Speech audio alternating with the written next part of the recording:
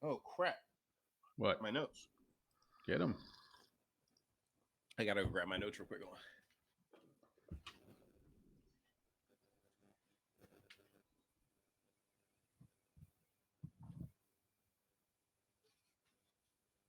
Are you going to do the intro for him? Kind of explain his background for anybody who doesn't know. You can do it. I gotta look it up then. Give me a second here.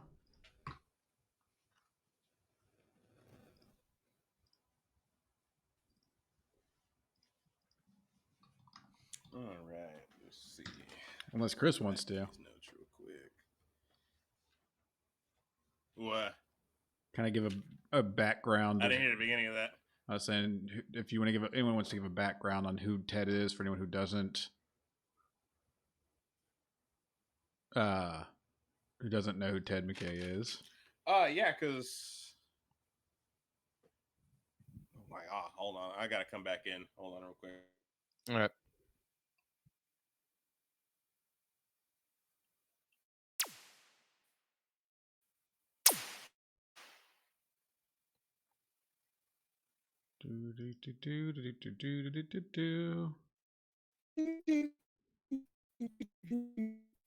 Uh-oh, you're going robotic on us now too. I did.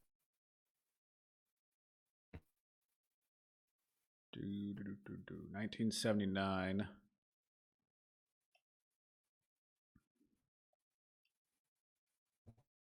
We're talking about. What's up? I can't hear a thing you're saying. It's just bing dong ding dong.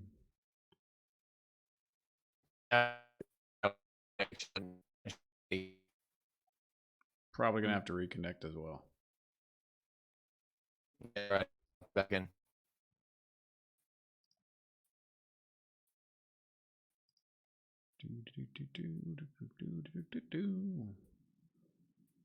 Waka waka waka waka waka waka waka waka.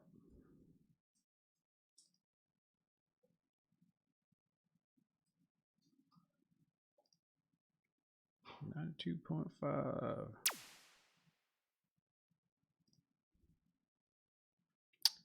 Waiting for the gang to come back together. We're waiting for the gang to come back together. 'Cause things kinda timed out. It happens when you have technical difficulties.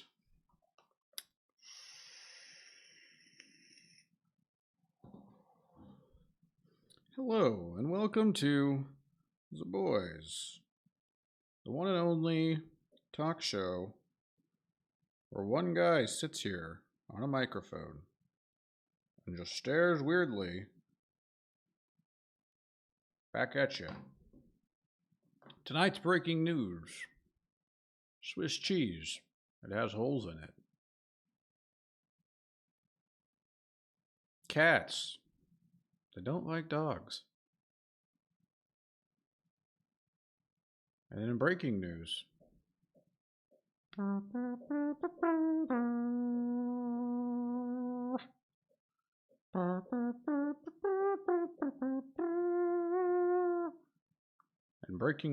if you leave milk out on the counter, it will go bad.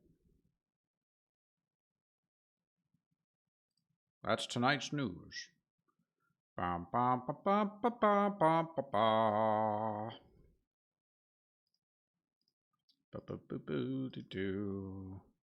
Hey, all you people out there in chat world. All you mother in the chat world. Chatter world. Talking about. I don't know. I need to pee. What is going on? Where'd these guys go? Hey,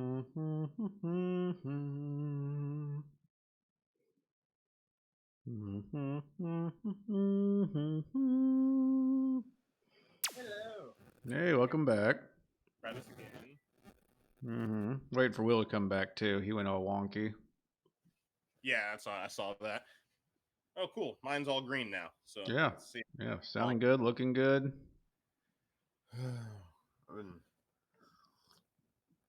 I've been so busy the past 2 days, man. I've been like feeling.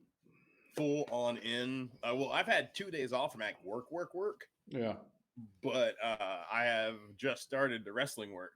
And Uh-oh. so it's been 2 days of contacting all these fucking workers and asking them questions to try to get acquainted with their characters and all this shit before my first day. Yeah. Yeah. Because I haven't watched the promotion. I've only watched one show of the promotion, and they're a weekly promotion. That'll be interesting. Yeah, it's like the only weekly promotion around. So I'm learning a lot about the indies. Apparently, most indies are like monthly most of the time. Yeah. Maybe bi-monthly sometimes, but there's not a lot of week-to-week ones, and there's none around here. There's no weekly ones around here. He basically runs his own version of the big boys because of that. Ah, I see. So where is he running this out of if it's not around here?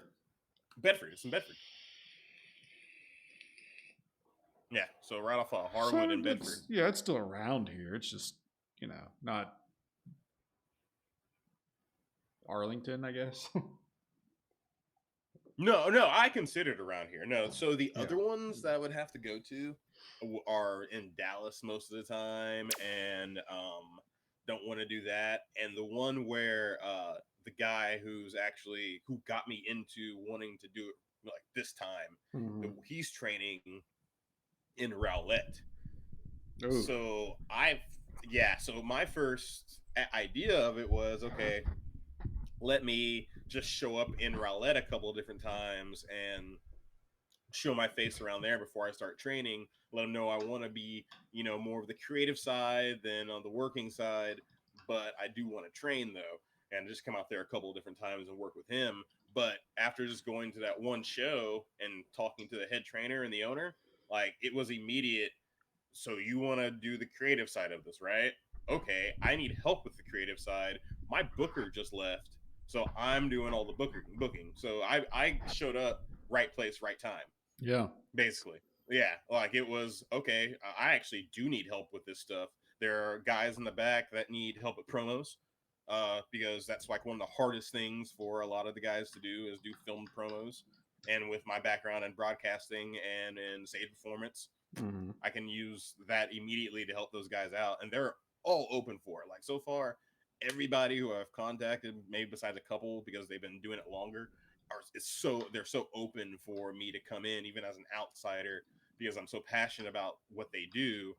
And it's like, okay, so I respect it enough to where coming in as an outsider, there's no like big pushback. There's no like, oh, this guy, what is he coming in, helping us do what? Like what is he doing? Like there's none of that. Yeah, that makes sense. Will, can you hear anything? He still hasn't responded to me, so I'm. No, I mean, can you hear us? Yeah, I can hear y'all just fine. All right. Yeah. I'm hoping he gets to me real quick though, but it's okay. We talked about this yesterday, and he was like, "Yep, ready to go." Cool. No worries. We had issues with getting Cat in, but we still did it. So. Yeah, it took 30 minutes to get Cat in. Yeah, that's true. That is true. Yeah. So that's exciting, Chris. I'm happy to hear that, man. So what are they going to have you doing exactly? Like, what do you mean by making promos? So basically, what happens on a show day is the guys get in at like 6. Some guys get a little early, and they get their run sheet of what's going down in the show that day. Most of them actually don't know what's going down in the show before that day. They don't know who they're facing. They don't know if they're doing a promo that day or not. They have no idea. In fact, I know right now what's going on, at least the card of the show, what's happening, a little bit more than they do right now. So and what my job will be when I'm there is helping guide character work, word choice, inflection, stuff like that. Like trying to figure out what they're trying to accomplish with their promo, trying to get across, what they're trying to do, and help guide them to make it better. If it so my plan with working with these guys is doing 2 cold takes, one without filming. So one cold take, just we have whatever scenarios going on. They do a cold take of it off the top of their head, kind of whatever they're first thinking. Then we talk about it. I don't give any notes. We just talk about what they're trying to do. They give another cold take, and then I give them notes off of that, and then we start filming. Okay. And boom, we start filming the pre-tape promos. I'm also apparently, from what the message said or the post he put in actually the locker room portion, their little private group, I'm going to be helping, set up also some of the backstage storylines too. So whenever there's like little things, like little smozages backstage or little segments backstage and stuff like that, I'll be helping kind of guide that along too. So that's like, I'll be not booking because they have stuff planned out months in ahead. Yeah. And so right now they're in the middle of a story where he actually has the beginning of it and the end of it, but he's trying to figure out what's happening in the middle. And I'm not sure what happens after that. I'm not sure actually what the culmination of the story is. But right now they've just started this kind of badass heel group 2 months ago. They have 2 champions in there. 2 highest champions in the company are both in that group. So it's like they just started this. This is probably what they're building for a while. And so I bet you they're going to run with that for a bit. So I'm trying to figure out what their plan is with that. So are they building another group to go against them? Like who's the top guy that they're building to take over once the heel has his comeuppance and whatnot. So I got to figure all that out. It'll be interesting. I'll have to we'll start making some trips out there and seeing some of this. Yeah, Saturday nights. It's there were 80 people out there, man. Like 80 people out there just hanging. And that was it's just Bedford. It's right there where we all pretty much stomp around already. Yeah, and it's does it start? The last night I went there wasn't even like a huge event. Like even this Saturday is going to be a bigger event because one of their main guys is actually retiring from the business altogether. So he's leaving the business. yeah. So it's actually for the championship. There's actually a championship involved. So I have no idea what they're doing because as a fantasy booker thinking how I would do it, I would give it to him and then vacate it and like, all right, he's gone, just get vacated. Let everything end on a high. Yeah, but and then have everyone fight for it from the ground up. But they're also doing that with another championship already. So they're actually doing a tournament for a prospects championship that same way that's vacant. So they might not do that. Plus, the champion is a member of that dominant heel group. So so they might flip the script on that then. Yeah, and they might go ahead and some wrestlers go out on their backs. That's just what they do. I mean, not all of them can go out on top. Yeah, exactly, and like they know that, they understand that sometimes you have to give what's called a rub to somebody. You know what I mean? So a win against Dexter might really look good on this kid's resume. You know what I mean? So even though it's his last match, it's still having that victory on your ledger looks good as somebody trying to climb the ranks and performer. Yeah.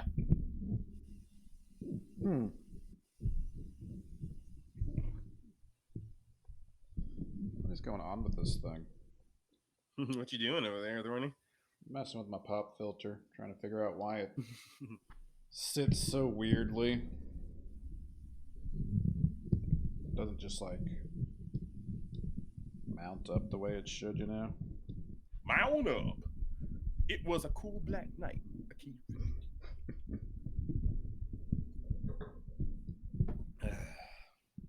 Come on. Damn pop filters. I'm trying to think. I wonder if they'd have him go out with a loss just to bring him back like a year later on an anniversary show to win it back again. Right. I think he's done. He's an older cat. You know what I mean? He's kind of he's been around for a while, so I think I think he's done with the business. Yeah, Which I makes mean, sense. yeah, it's Body can only some take people. so much.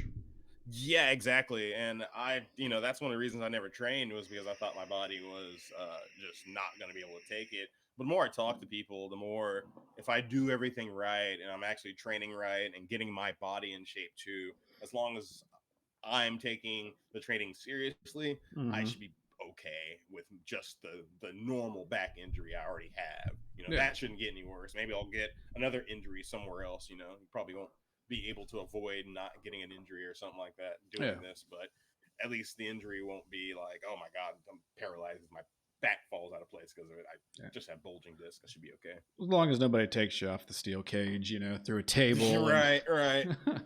Don't pull an Right, and Undertaker at fucking Hell in the Cell with Shane McMahon kind of shit. yeah, and like me personally, I'm still on the fence on whether or not I want to be a full-time worker. I Yeah. am my size, I'm 6'3", and I went and looked at the history of wrestlers who are 6'3" and their sizes and whatnot. Mm-hmm. And basically I'm at a weird height because to look giant at my height, I have to be 240 or above. Yeah. And that's where a lot of them actually lie, is about like 240, 250, 260, 270, a lot of 300 pounds, but they're 6'3". Most of the guys who are 6'3" in their 220ish range, Mm-hmm. I'm thinking that's about where I can get. Yeah. Realistically, just with how I know I can probably push myself training, eating wise, all that, I can probably get 20 pounds of muscle. I'm about 200 pounds right now. I can probably get up to about 220 in a year. Makes sense. 6 months, a year, 9 months, whatever. So I'm thinking about that body range. And there's only a couple of guys who actually are successful in the business in that body range, but they're successful. They had careers. So I mean, I think I can get to that, but I really want to manage. So it really almost doesn't matter at that point. I just need to be able to take some type of physical punishment and be able to know what I'm doing when it comes to working. Mainly, I just want to be creative and manage and do that. And I think that's going to be where I make more my mark, because Mm-hmm. I don't know. I don't know what kind of performer I would be in the ring. I don't know how I would take the personas that I have in my head for managing and then switch that at some point in time and be a worker too. I just don't know. I would have to be someone different. I couldn't be the consultant, Mr. Murphy, Yeah. as a worker too. That wouldn't work. That the believability factor on that just isn't there. Like My idea was always to be like the super fan, and you just like your intro match is that you just run into the ring out of the stands and just start wrestling, but you start stealing everybody's signature moves and shit. So you're just like a horrible copycat. So you're a huge heel, and you get your ass kicked like all the time after that debut fight. Like that debut fight, they're like, "Holy crap, who is this guy?" And then you just get beat constantly. But it's because you're always stealing people's shit, so everybody hates you until they do a long run. That would be a great heat. That would be great heat.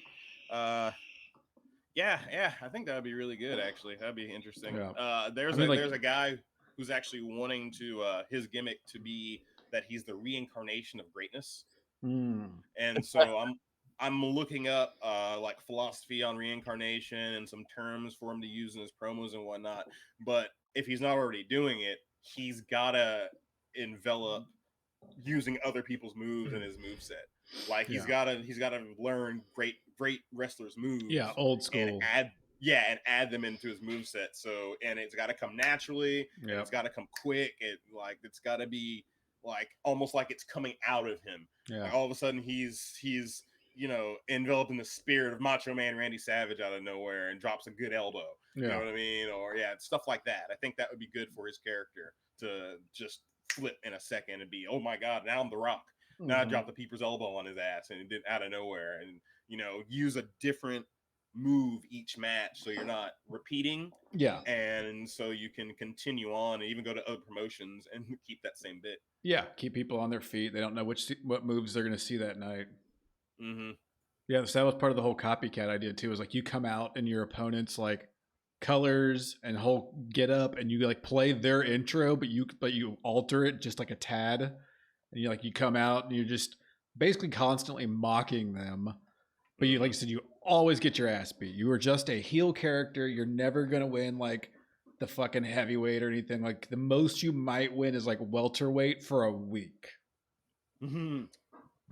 Nobody wants to be your tag partner, so anytime you're putting a tag match, your own tag partner like turns on you and shit. Always leaves. I am just the biggest dick in the giant world. Yep. Mm. And who knows? I mean, if it goes well when it comes to just bringing people along creatively, if you guys just want to come in and see what I'm doing and whatnot, I guarantee if I'm doing I just well want to see there, it. I'm just yeah, curious.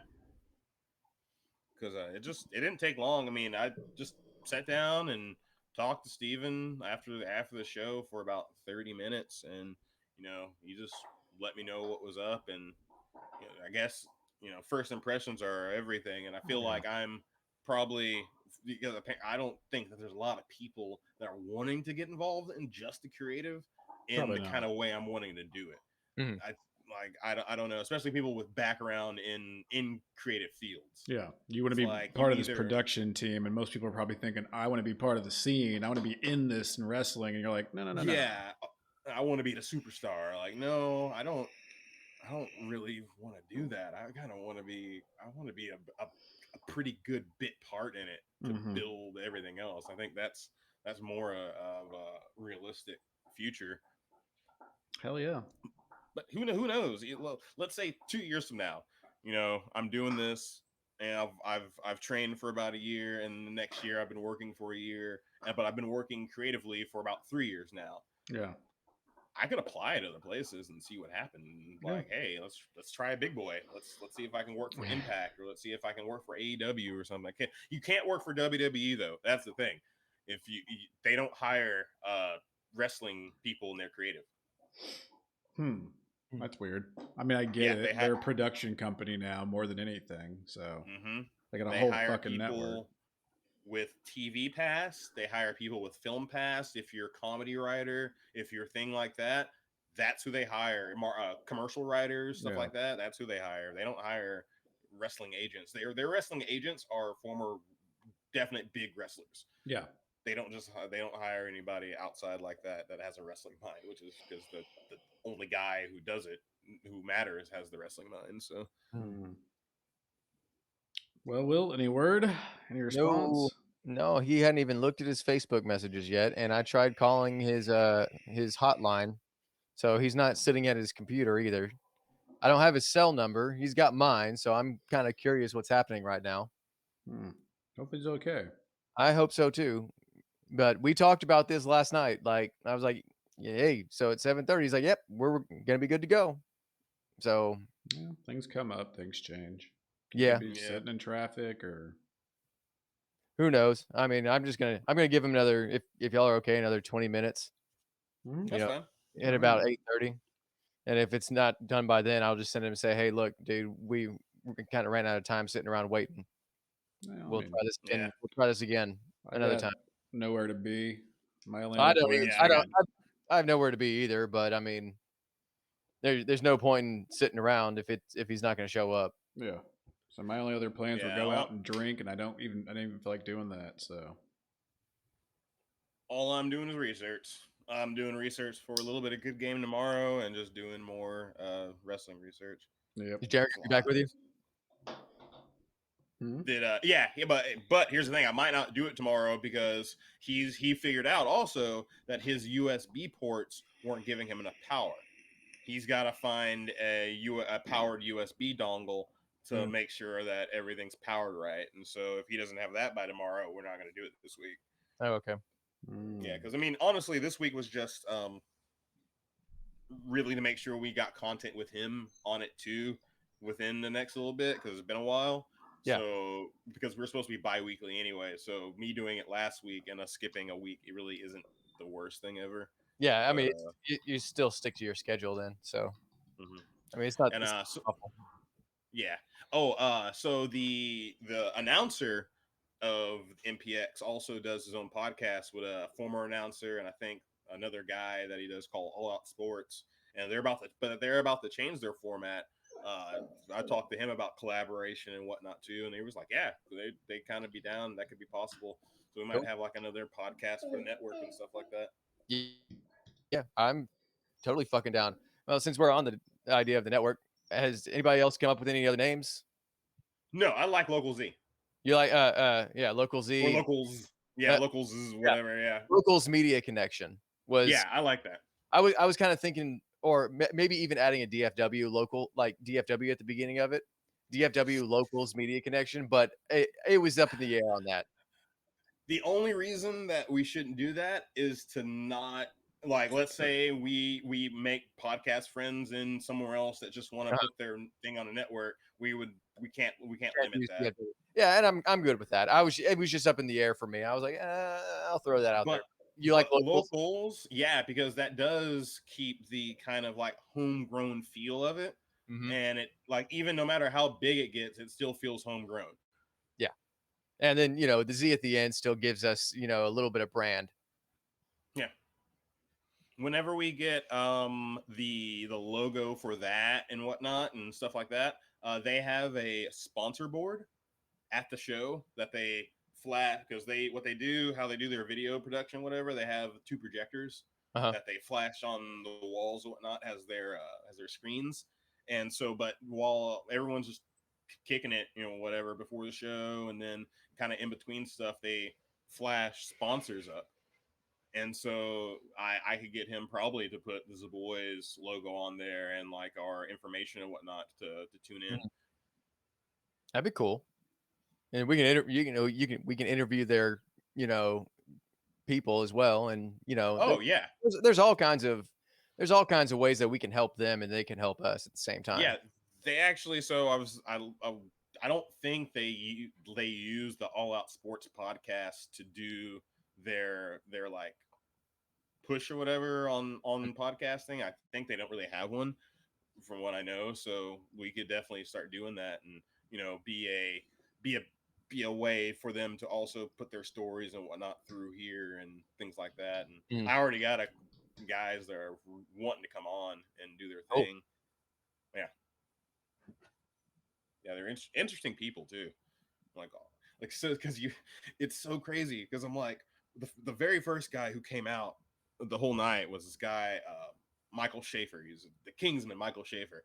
mhm. Big old guy, big old beard, long ass hair. I mean, just looks like a fucking mammoth. Like, you know what I mean? Like, and plays the heel right. Like, comes on in, and everyone's kind of like halfway cheering for him because they like him, of course. Right. And he's like, "You guys can all kiss my ass," and gets on the ring, and he's a pretty good little worker or whatnot. But he was the friendliest fuck afterwards.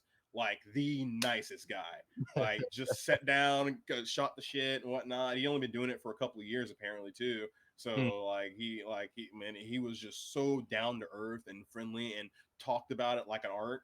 And all these guys talk about it like it's an art. Well, it is an art. Hmm. I mean, Yeah, it it's is. acting. I mean, acting's an art. That's exactly what this is. Like that Yeah, it's a it. soap opera at the same time. Hmm. Like, it is acting. Hmm. One of the guys who I've actually made a really good connection with. His name's Tommy. He plays this character called the Mad Prince. He's like just this really crazy kid, this like wild, kind of unhinged kind of guy. And Mhm. we were talking about how to develop his character, and whatever. And we're both on the same page of right now he's a baby face as this crazy guy, but couple of years from now, a year and a half from now, down this push line, he's got to turn. And he's got to turn from being this mad prince to being this pompous asshole, like really hoity-toity, stuck-up prince, Uh-huh. and play it like a modern prince style, like wear suits and nice clothes, and like have servants, maybe even have his own little group around him and whatnot.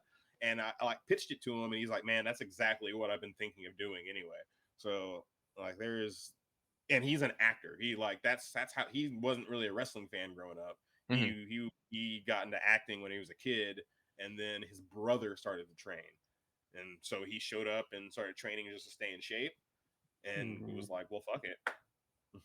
Yeah, might as well. Mm-hmm. Yeah, as soon as he found out, he said as soon as he found out that it was basically a more physical stage fight, Yeah. everything clicked for him, and he was able to do it really well. All right. Looks like fun, but I don't have the stamina to be able to do that, and I wouldn't mind. Ooh, yeah, that's the other thing.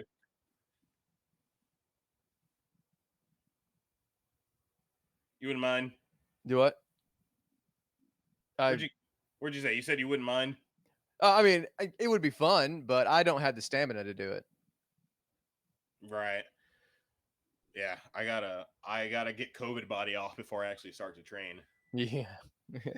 Yeah, so, but my training actually coincides with free conformity training All right. because I need to get in shape for that show. So as long as I don't get hurt during training, which if I'm careful, I shouldn't get hurt during training. But as long as I don't get hurt during training and I keep up with the working out outside of just 1 or 2 day a week that I'm there at the gym, there at the working out mat stuff and technique and everything. If I couple that with actually working out outside, by January I'm going to be in shape enough to do the FC show, and then that's 5 months down from training, and it usually takes about 6 months for the average worker to get to the point to where you could probably do a match or a Mhm. trial match, stuff like that. So about that time, I'll be doing both. That would be cool. Mm-hmm. Try not to get hurt during training. That's really my goal, is to not Yeah, get hurt during don't get training. hurt. Yeah, so I'm probably going to take a month this month just to do the creative stuff and get in shape, and Mhm. then start training in August.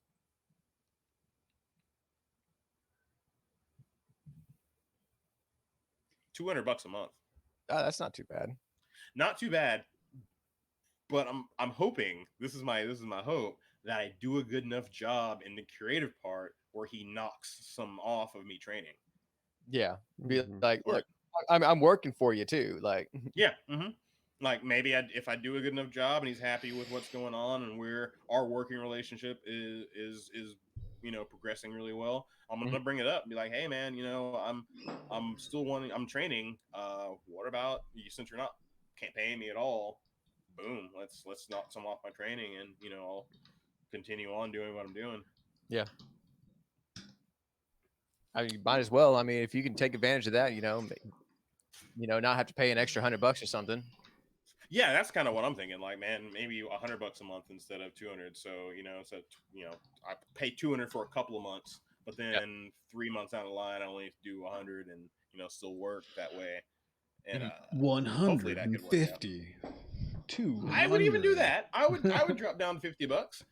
No, sorry. Just when you said it made me think of that old Kiss FM joke or game where the guy was just counting off the money till they said stop. $1,000, $250, $500, and they're like, stop, and they're like, let's see how far it would go. $720, and you're like, Jesus, come on, guy, why do you say it like that? I can also ask Thorny if because I know they have one camera crew that does stuff, but like at the show, one of the cameramen was this little kid that was literally, his whole job the whole night was walking around the certain area and taking pictures in certain angles. Just boom, picture here, boom, picture here, picture here. So I mean, they might want more camera crew. They might want people like that. I don't know how many video people they have. Yeah. And so it's like, what their setup is like, they're gonna give me a camera guy, give me a wrestler, and then we're gonna go do a promo. So it's like, I wonder how many camera guys they actually have. Maybe we can bring more people in and like be able, so they can Never actually know. even do more video stuff. Yeah. We definitely will find out, man. I'd say enjoy your first couple weeks there, and then see, evaluate stuff, see how you're feeling, and then go from there. Yeah.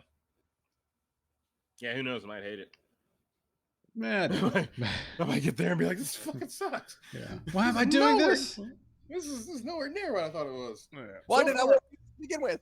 So far, it's exactly like I thought it was. That's So far, awesome. there's no surprises whatsoever. But that's because I've actually kind of been a student of the business before getting into it. Mhm. Well, then you haven't taken its clothes off yet.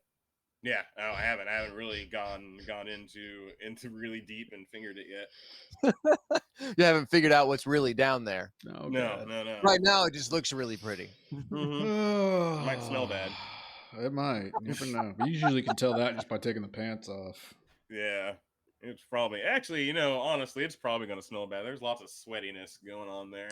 True. Lots of sweaty human action, because they do have females that train and wrestle there too. So it's sweaty human action all the way around. Yeah. You know what we need to do, guys? We need to write a skit again. We haven't done that in a while. We have Yes, not. we do. We definitely do. Yeah, I just don't know what to do with one. Like,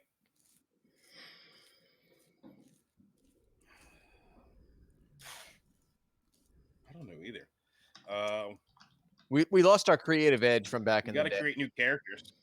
Yeah, we yeah. I mean, I don't think we've been focused on that portion of it. That's true. So we've been more focused on the mostly on the real content. Mhm. Yeah. But I can guarantee, we sit down and, think of a scenario, and then it can pop up for us pretty good. Yeah. And we haven't done? We haven't done a customer interaction with an employee. That's true. We haven't done one of those. We haven't done that. Like a Karen skit. Yes, or something like that. You know what I mean? How about we do like the smoke shop guy? Okay. Someone walking into a smoke shop, because there's a couple of people in a smoke shop that you deal with. You either deal with a stoner that has no idea what the fuck's going on, can't help you at all, is just the most useless person ever, and can probably only find you like Grillo. Yeah, just tells you stories about ways that he smoked, but doesn't actually have any experience telling you like what you should be purchasing. And you ask him, should I get that? It's like, I don't know, man. This one time I was hanging out with my buddy, and he rolled this big old fat blunt, and I'm just telling you, it was like a mix of the blueberry mint crunch and then the peachy, I don't know. Just name a whole bunch of freaking strands and whatnot. Yeah, a bunch of, and then there's and just. Oh yeah, make up the fakest names ever. Ones that people can't find on Leafly or anything. The guy that he's like, remember that cross blunt from Pineapple Express? And you're like, yeah. And he's like, I smoked one of those, man. We made one night. My buddy, he made one. It was so beautiful. It was so hard to smoke it. Like we had to say a prayer before we smoked it. And you're like, Jesus Christ, dude, shut up. It was the most holy experience of my life, man. Yeah. But then there's also the overeducated guy who knows everything about the CBD, the Delta 8, the Delta 9, who knows like every oil and every extract that you can possibly get. No, and he's real stuck up about it and stuff like that. So we can do like one guy they work together. So we can start off with their interaction, and then a customer comes in, and we can do like a little three-way of this customer trying to find something for something, and both of them kind of giving their own ways of finding it, but not finding it any at all. And eventually the customer just gets frustrated and walks out. Like we can still hear them talking, but all you hear is the ding of the door because he fucking left. Yeah, because the two guys can start arguing with each other. It's just got to go down a huge diatribe, because eventually one of those guys has to explain to you about growing and hydroponic systems. And if you want the best stuff, you should just grow it yourself. And the other guy's got to be like, no. Here's how. And you're like, oh my God. Well, that's where it could.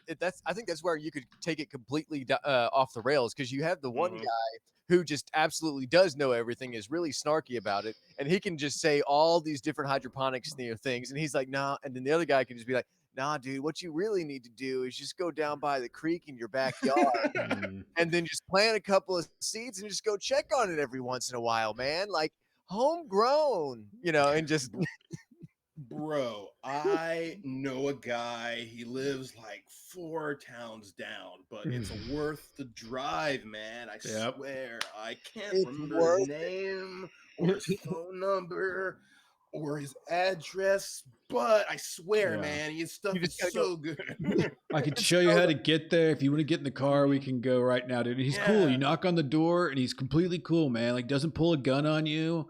Like all his dog might bark a little bit, man. He's got like 5 dogs though, so one of them's gonna bark, man. You do And have to He'll smoke a pull a gun on you bowl the with first them time. after you buy though. Like you have to come in and smoke a bowl with them.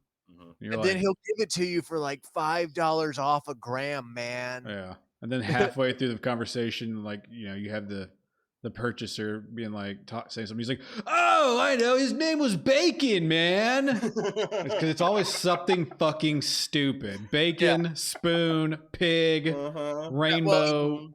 Well, if it was Don't bacon, worry about the meth in the house either, man. It's okay. He doesn't really do it. He just he does. sells it. He just sells the meth, man. Yeah. Like, don't worry about that. The tweakers only come by at night anyway, so if you go during the day, you'll be just fine. If you want, man, he also 70% does of the amateur time. tattoos. He's trying to be a tattoo artist, man. He'll do a tattoo for $25. Like, I mean, like he'll do a whole your whole calf for $25, man. Real easy. Yeah. And he's got all the stuff there. He wish- sometimes has to reuse needles, but that's not a big deal, man. Wish I were making this up. These are I mean, all he's things never done I've any had work to on deal me, with. but Yeah. yeah. Oh no, I've had the guy where he pulls up like All his right, arm I sleeve. think, He's I like, think we got it. yeah, he's like, look, here's what he did on me, and it's like the most jagged this down. ICP logo ever, and you're like, God damn it, kill me. I just wanted some weed, man. This is mm-hmm. That's a pretty good one. I think we got it. I think that's a good bit. All right. Mhm. You write it down, because otherwise I'm going to forget. Yeah. Oh, and this could be this could also be a thing that we do multiple times. Hold Like, on, we could have different kinds of customers come in. Like, so you could say you could have like an alcoholic come in, and he's like, dude, I'm trying to quit drinking, and I heard that this is a good way to switch, or and then like there's all kinds of good bits to go with that, like different kinds of stories. Yeah, Cool. the customer can always change, and then those guys are going off of what the customer does and everything. Oh, that's great. That's fantastic. So one of the other workers, actually, his one of his other passions is voice acting. So I actually sent him that site, Thorny, that you sent, and then you go through to do the open auditions and whatnot. And I was like, we do stuff. If we ever do anything, we'll keep you in the loop, and you can add your talents to that. So we have gathering little bits and people and whatnot. And he went to school for film. Yeah. Another one of the workers actually is in the film industry. He was even talking, and like he was like, I can't believe I'm doing the two industries that are like the toughest to fucking get into, wrestling and film. But here I am doing it. You know what I mean? And number 3, radio. Yeah, right. That's the problem with being a creative type, is you want to get in these industries where you feel rewarded, but you make jack shit and you work stupid, crazy hours to turn around and go, well, at least I'm happy, but I've also got to be somewhere for a call at noon, and then I get off at 4, so I guess I could hit the gym, but then I got to get home for your family vacations become cross-country road trips to a fucking desert. And like the idea of being a comedian, I think, is the worst of the bottom of the entertainment industries, because the work you have to put in just to get from open mic to actually even booked is just relentless. Yeah. And it's probably the worst when it comes to putting the hours into your art, and when you present your art, people either making you feel really good about it or making you feel like complete shit about it. Yeah. Like as a podcast and content creation, if people don't watch us, people can't really tell us that we suck or, we're not doing a good job. People don't listen to us. We can still, present our content like it's really good. Mhm. If you're a comedian and you start sucking, people let you know you fucking suck immediately. When you're on that stage, people let you know this is fucking terrible. Yeah. Like even in music doesn't even do that. Think about a crappy band that you've seen on stage, right? No one tells them that they're crappy. Nobody lets them know they suck. Everybody will talk between themselves and let their buddies and friends know that they suck. This guitarist sucks, guy. Like, hey, look at the drummer. What's They'll he doing? do that all fucking day. They will make snide comments and whatnot, and then when you see them, you're like, "Hey, man, that was a good set." I really liked that one song. That I don't remember. That I really didn't listen to because I was outside smoking a cigarette anyway. But that song that went I love that one, man. Well, I can't hear what it was called though. Like you're looking out into the audience and you're telling your jokes, and if they don't hit, they don't fucking hit. Yeah. And you're left up there just standing. Like, all right, got to move to the next one. One of the worst stand-up acts I ever saw was an open mic improv night. Back when we used to go up there on like Tuesdays or whatever that was. And there was a guy that came in Wednesdays. Yeah, there's a guy that came in one night, and he was like, his first opening joke was, "So, I'm in the fur trade," and we were all like, "Okay." He's like, "Yeah, he's like, there's big demand out there for nice furs." I'm like, "Okay." And he's like, "The only thing that sucks though is like you can't damage the fur, so you have to drown the puppies first." Oh, I do remember that guy.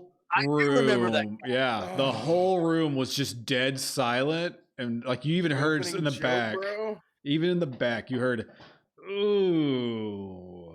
Yeah, you don't lead in with the dead puppy joke. Yeah, he did his 5 minutes, and when he got off the stage, everyone was like, "Yeah, thank God. Fuck that guy." Like you heard it. The people in the crowd were just like not having it. And it was like, "Oh, poor." Like, yeah, you don't leave with a dead puppy joke. I forgot about that. Yeah, no. And he had some other really terrible ones too. I was like, dude, these aren't even funny. That's just cruel. Yeah, he basically was cussing out the audience by the time his 5 minutes were up. Like he got off stage, he's like, "Well, fuck y'all for not having a sense of humor," and got off the stage. And everyone was like, "No, we've been laughing at everybody tonight. You just are that bad.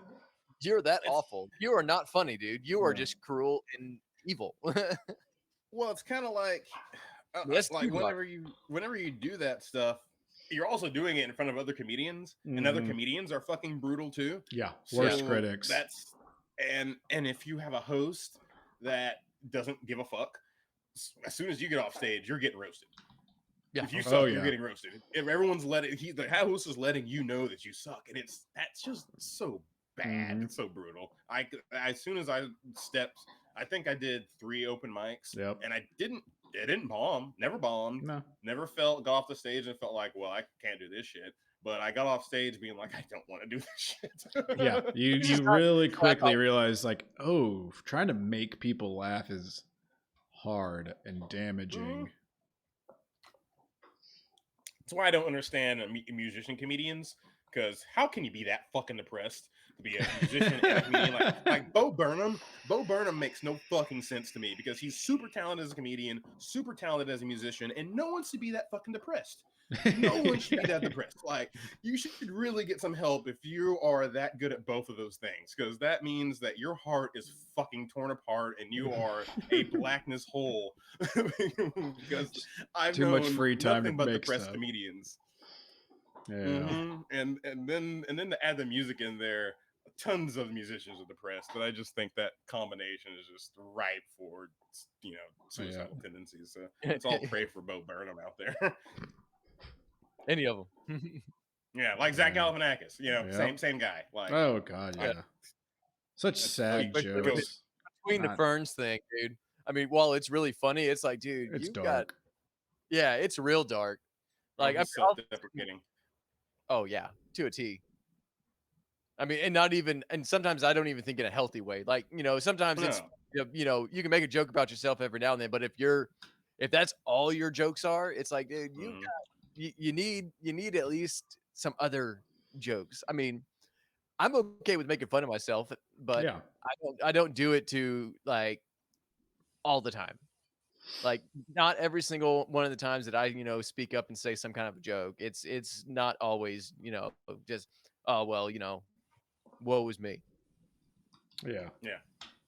Yeah, and it's also the reason why I don't think I was able to be really good at comedy either. I wasn't that self-deprecating, and that's actually a must if you want to be a good comedian. You have to be, and that was A little actually one of my self-deprecating. notes in like when I started doing comedy. One of my rules was be self-deprecating but confident in how you do it.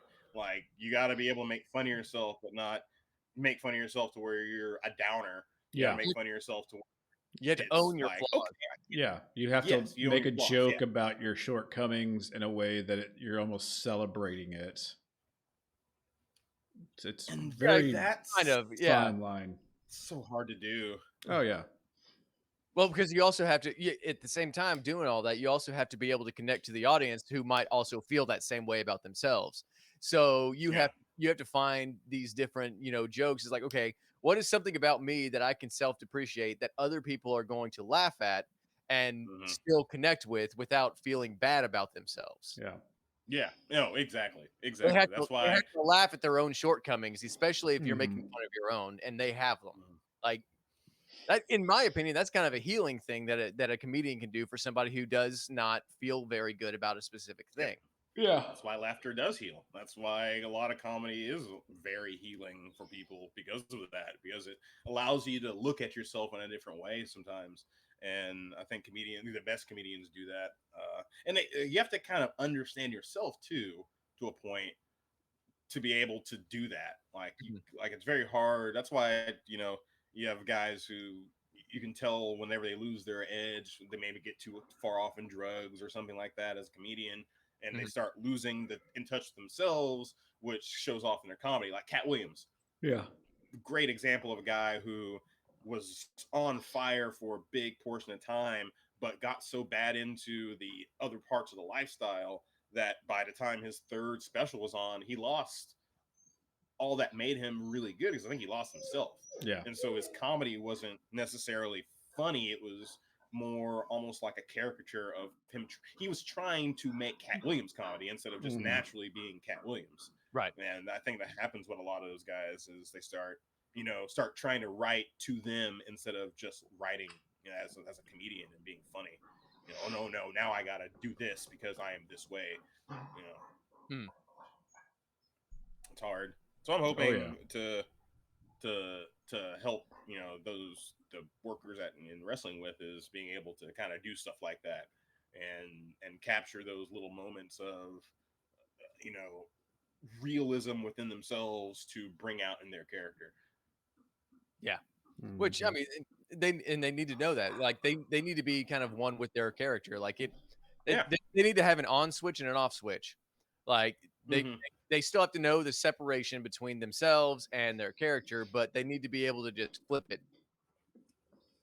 if they have to and be like, okay, this is what this person would do, Hmm. and this is what me would do. So whenever I'm on the stage or whenever I'm in the ring and I'm having to do this, I am not myself. Like it's like a Yeah. weird way of being like not necessarily bipolar, but like having a bit of schizophrenia. I guess I'm not really too sure what Yeah. the A little bit of this dissociative disassociation. identity disorder. You, you Yeah. have to be able to flip that switch, but control it. Hmm. And like one of their top guys I was talking to, whatever, was speaking, and he was saying like that's actually something that he wants more of in the promotion is for the guys to really take hold of their characters and be their characters more. Mhm. And so I guess they have probably a lot of guys who are so they're just starting out, it's different points in times and whatnot, and they're trying to grasp their character. So maybe it's hard for them to hold on to it throughout promos and throughout matches and whatever. They slip in and out and whatever. Yeah. So It's a hopefully I hard thing to can do. help them with that. Yeah, yeah, yeah, Fight yeah, yeah. like But creating a character is mhm, easy. yeah, Actually discovering that character and becoming that character and staying that character is hard because it actually requires you putting yourself hmm, into that character.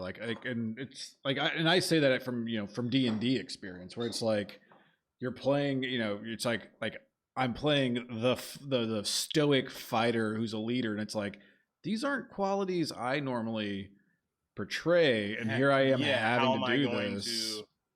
to bring that out? Yeah, or like even now, like I have a guy who's his whole character concept was maniac death priest, who was just like everything was about evil, but his goal was to make him become good. But when the team doesn't offer those, like your party doesn't offer those situations for you to make those transitions, all of a sudden you find yourself like playing this dark, deep-minded character, and you're like, oh my god, I'm starting to think of some really fucked up shit. Yeah. And I'm making some really weird actions, and all of a sudden you're like, okay, I gotta kind of pull this back. I gotta push myself to not be this character now somehow. So yeah, it's one of those things that you can lose it, you can come in and out of it, you can make mistakes. It's definitely hard. Yeah. I don't think we're gonna have Ted. I don't think we are either. It is about. We've had a really good impromptu episode of Zaboys, though. We have. It's been really fun. Which I did not record at all. It's okay. It's on Twitch. Yeah, the Twitch is here. The chat's here. We've got a few people who stopped by. See, this is more of the Speakeasy podcast right here. Like, yes, yeah. Because we like what Thorny and I were trying to do way back in the day after Zaboys ended. It was like, well, we're just gonna go and sit down somewhere and just talk to strangers, talk to strangers. Yeah. So, Chad, if you have any questions you want to ask about anything, put them in the chat. Yeah, this is open Q&A right now. Yeah, we'll relay them. We'll discuss them. We'll bomb. We might as well keep going a little bit. Yeah, you never know. He might shoot your message here in a second. He may show up around 9 o'clock and be like, "Oh shit." Oh, sorry guys. I'm actually on. Hey, this is Ted McKay. I'm actually on specific time today. All right. Yeah. Remember when I did the impression of Ted McKay in front of Ted McKay? Yeah. Weren't you interviewing with him too, or no? Who you were there to see? No, we were just there. We were doing an episode. I thought you went up there to do an interview another time too, and you ran into him and you did it again, and he was just like, "No, I only did it once. I only met him once." We went up there. We went up there because we were gonna cut some promos.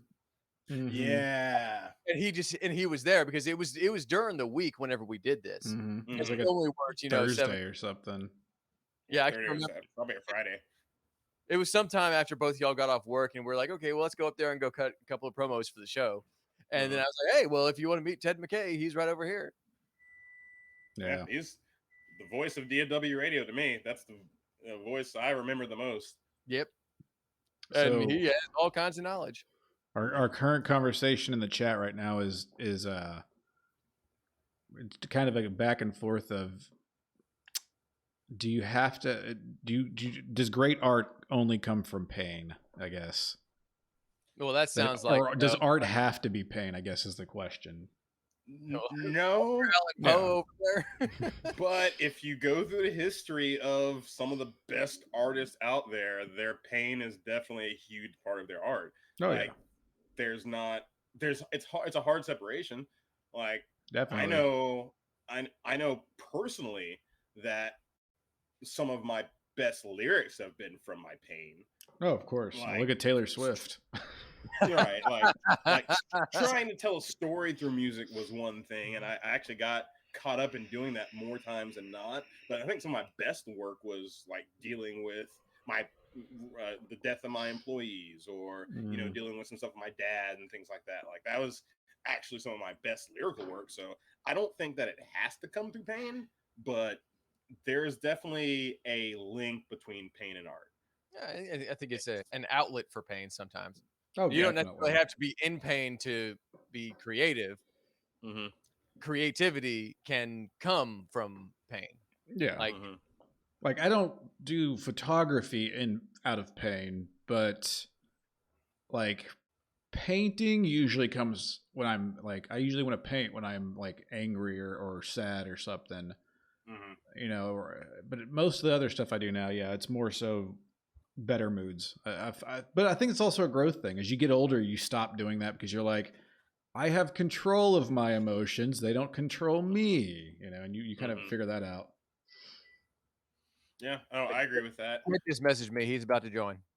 Oh, cool. Awesome. So we're still going to be able to do it too. Yeah. We got an said around 9 o'clock. We got an improv. Before Zaboys he show, hops and then we in, I'm gonna get a refill and use the restroom. got- all right. Yeah, I'm gonna grab some more water real quick.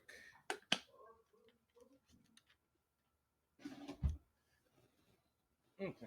Whenever he pops on, I'll let him know that y'all are doing whatever. Not that y'all can hear me.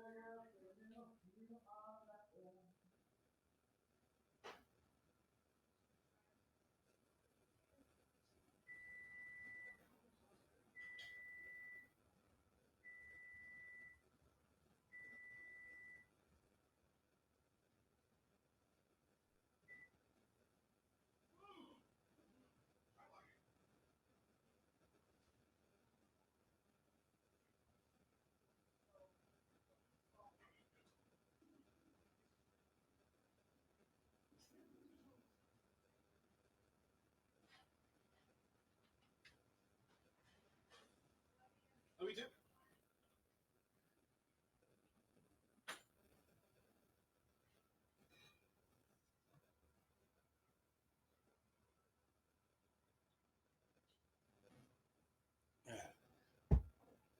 All Oh righty. crap! I didn't get my medicine.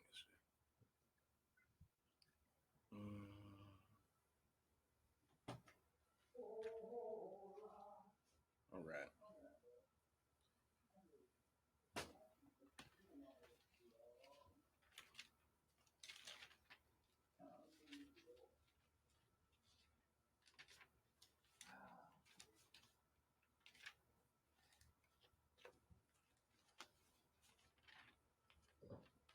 Okay, what else is he saying?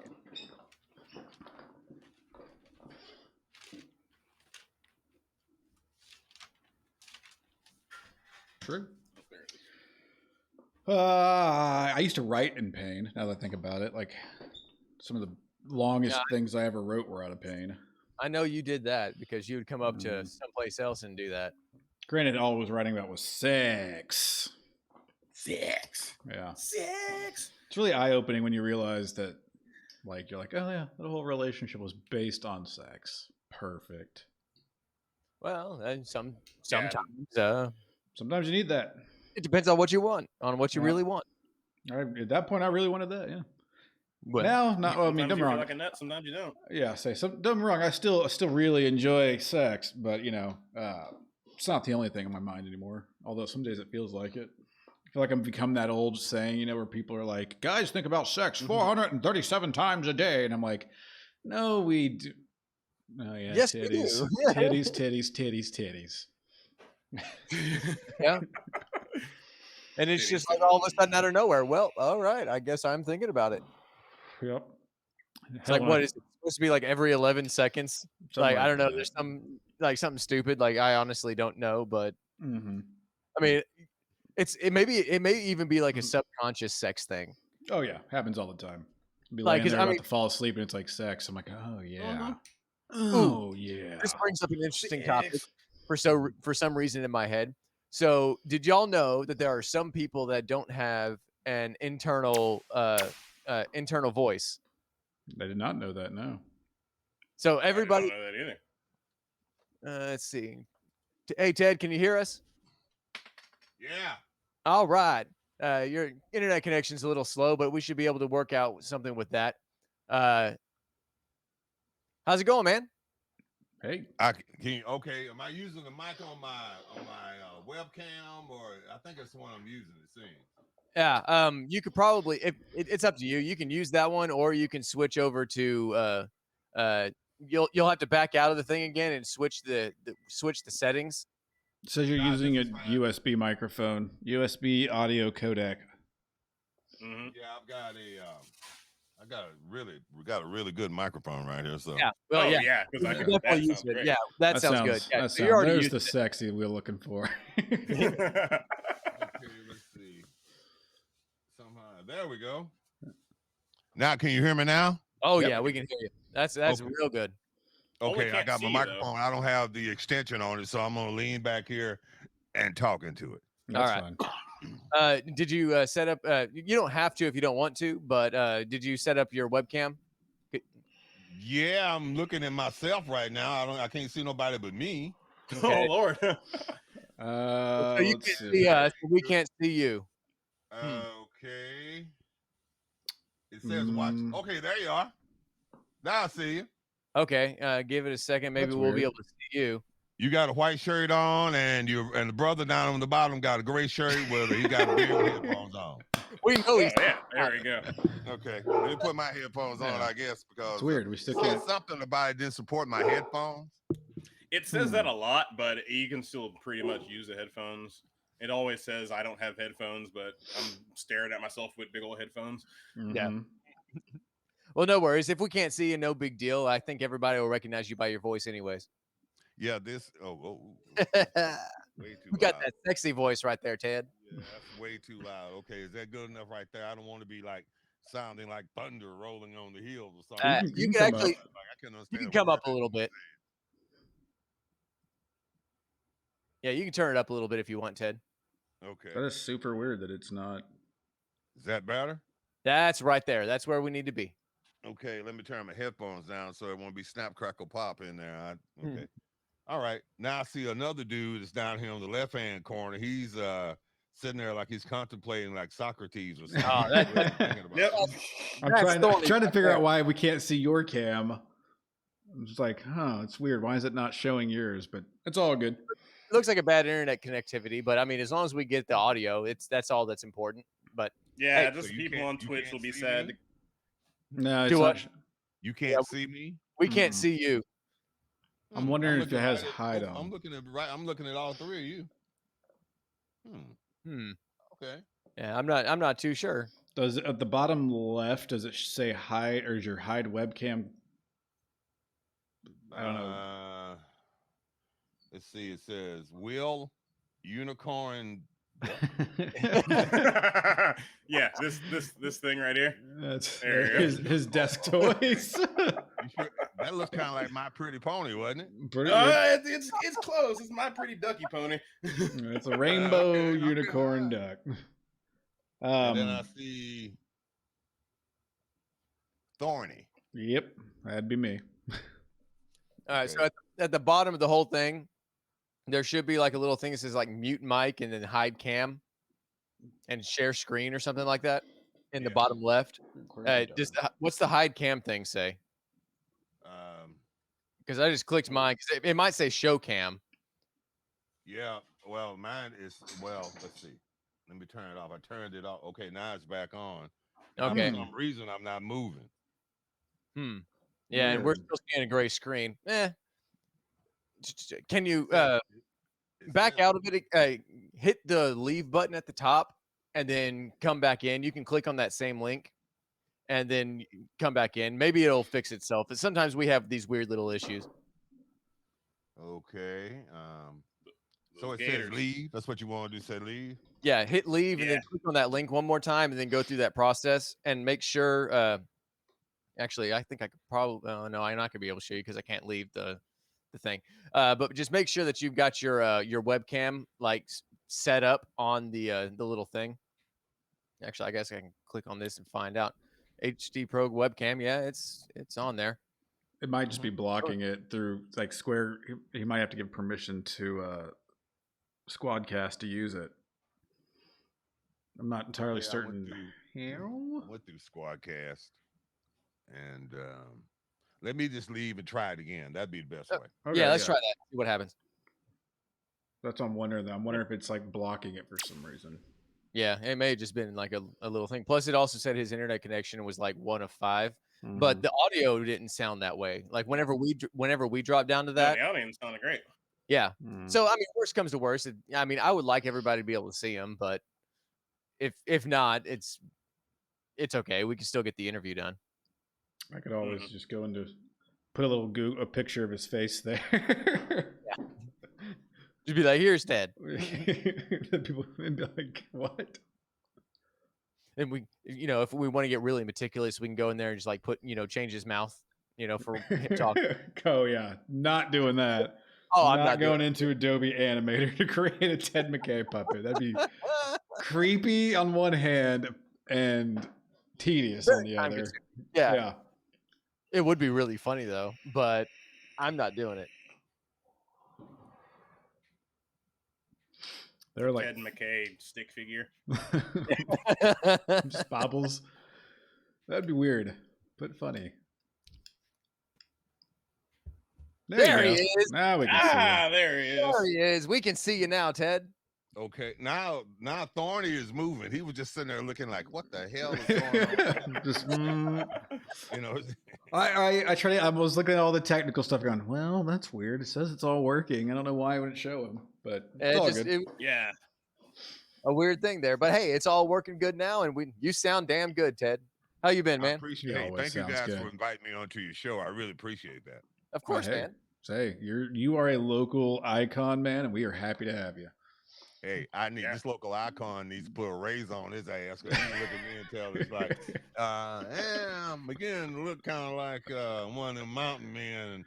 I ain't never seen one of the black mountain men up there. I don't think they're up there in the mountains. I don't think. You got that relaxed going. You got the relaxed look. That's what it is. That's just like neglect. It's like you don't go to work or anything like that. So it's like, oh, why should I really shave? I can trim myself up. That's your COVID look right there. He's like, no, that was worse. It was worse for all of us at that point. All right. I'm not very. You want to say that's my COVID look? That's fine with me. I still want to put up the unicorn again. I want to see that. Oh yeah, you want to see the unicorn duck again? Yeah, that's my girl's right here. My girlfriend, she uses this computer too, and she loves. Actually, there's two of them. There's a pair. Oh, so whenever we play games or anything like that, I use the word unicorn as my buzzer, just because I'm staring at it all the time. Might as well say the word. Okay, who am I talking to? Will, I know, but who else am I talking to? So I won't seem like I'm just talking to total strangers. Oh, you're talking.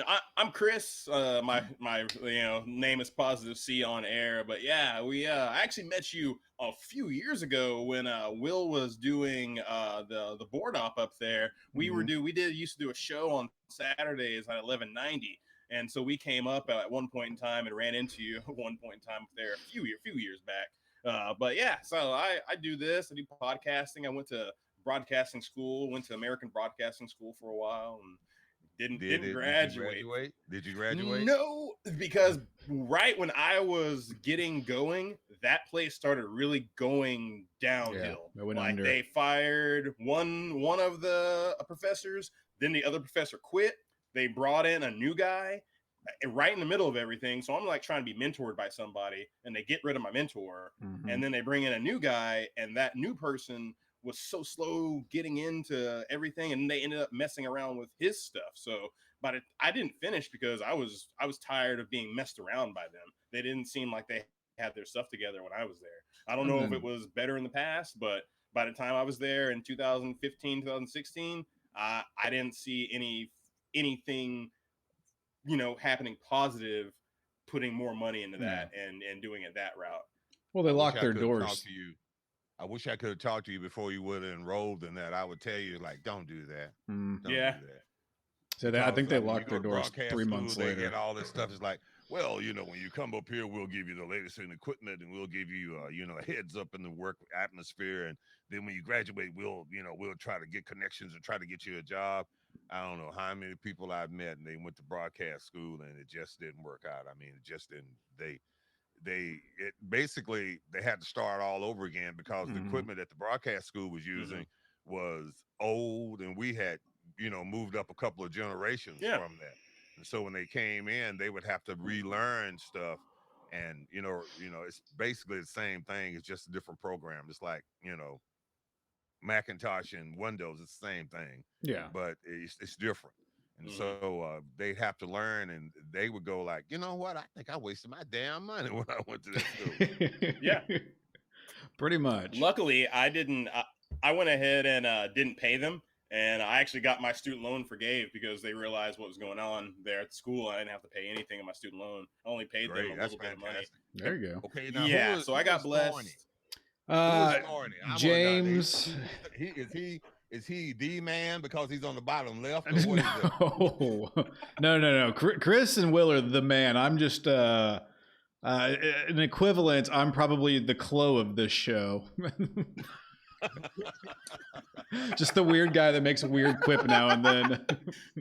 That's not entirely accurate, but I like it. Kind of I like a Dan. Yeah, well, I try to humble myself, I try to stay down there. No, name James, Jim. You can call me either one. Thorny's what everyone calls me in the friend group, so I just went with it. But yeah, no, I just met these two yahoos. I used to work with Will back in our restaurant days. I met Chris through him, and they invited me into this little circle one day, and we've just kind of made it a thing since. Just kind of kept it going. How now we were talking. Will and I were talking when we talked last week about you guys was trying to start. Had the idea about a network where you could go get together and everybody who did podcasts and stuff like that to kind of get together and stuff. Yeah, we're still planning on doing that. It's a long-term goal, but yeah, it's something that definitely, I know Will's had the idea for a while. I know Chris is really into the idea. I have no problems with it, obviously. I mean, I'm here. I do more like video and photography stuff though. So for me, it's kind of like, I'm not sure what I bring to that table, but I'm more than happy to be here and help. Yeah. I think the unicorn man just left. Yeah. I think he's right. He's living in an extended stay right now, so his internet connection sometimes is in and out. So we're gonna have a lot of fun today. Yeah, we have a lot of technical issues to battle a lot when we do the show. But that's all right. We're gonna have a lot. He's back. See, now you're on the bottom left. Now you're on the bottom left. At least on mine. Yeah. Yeah, from what I can see. So what do you guys want? When do you guys want to start that? Is it something you want to do?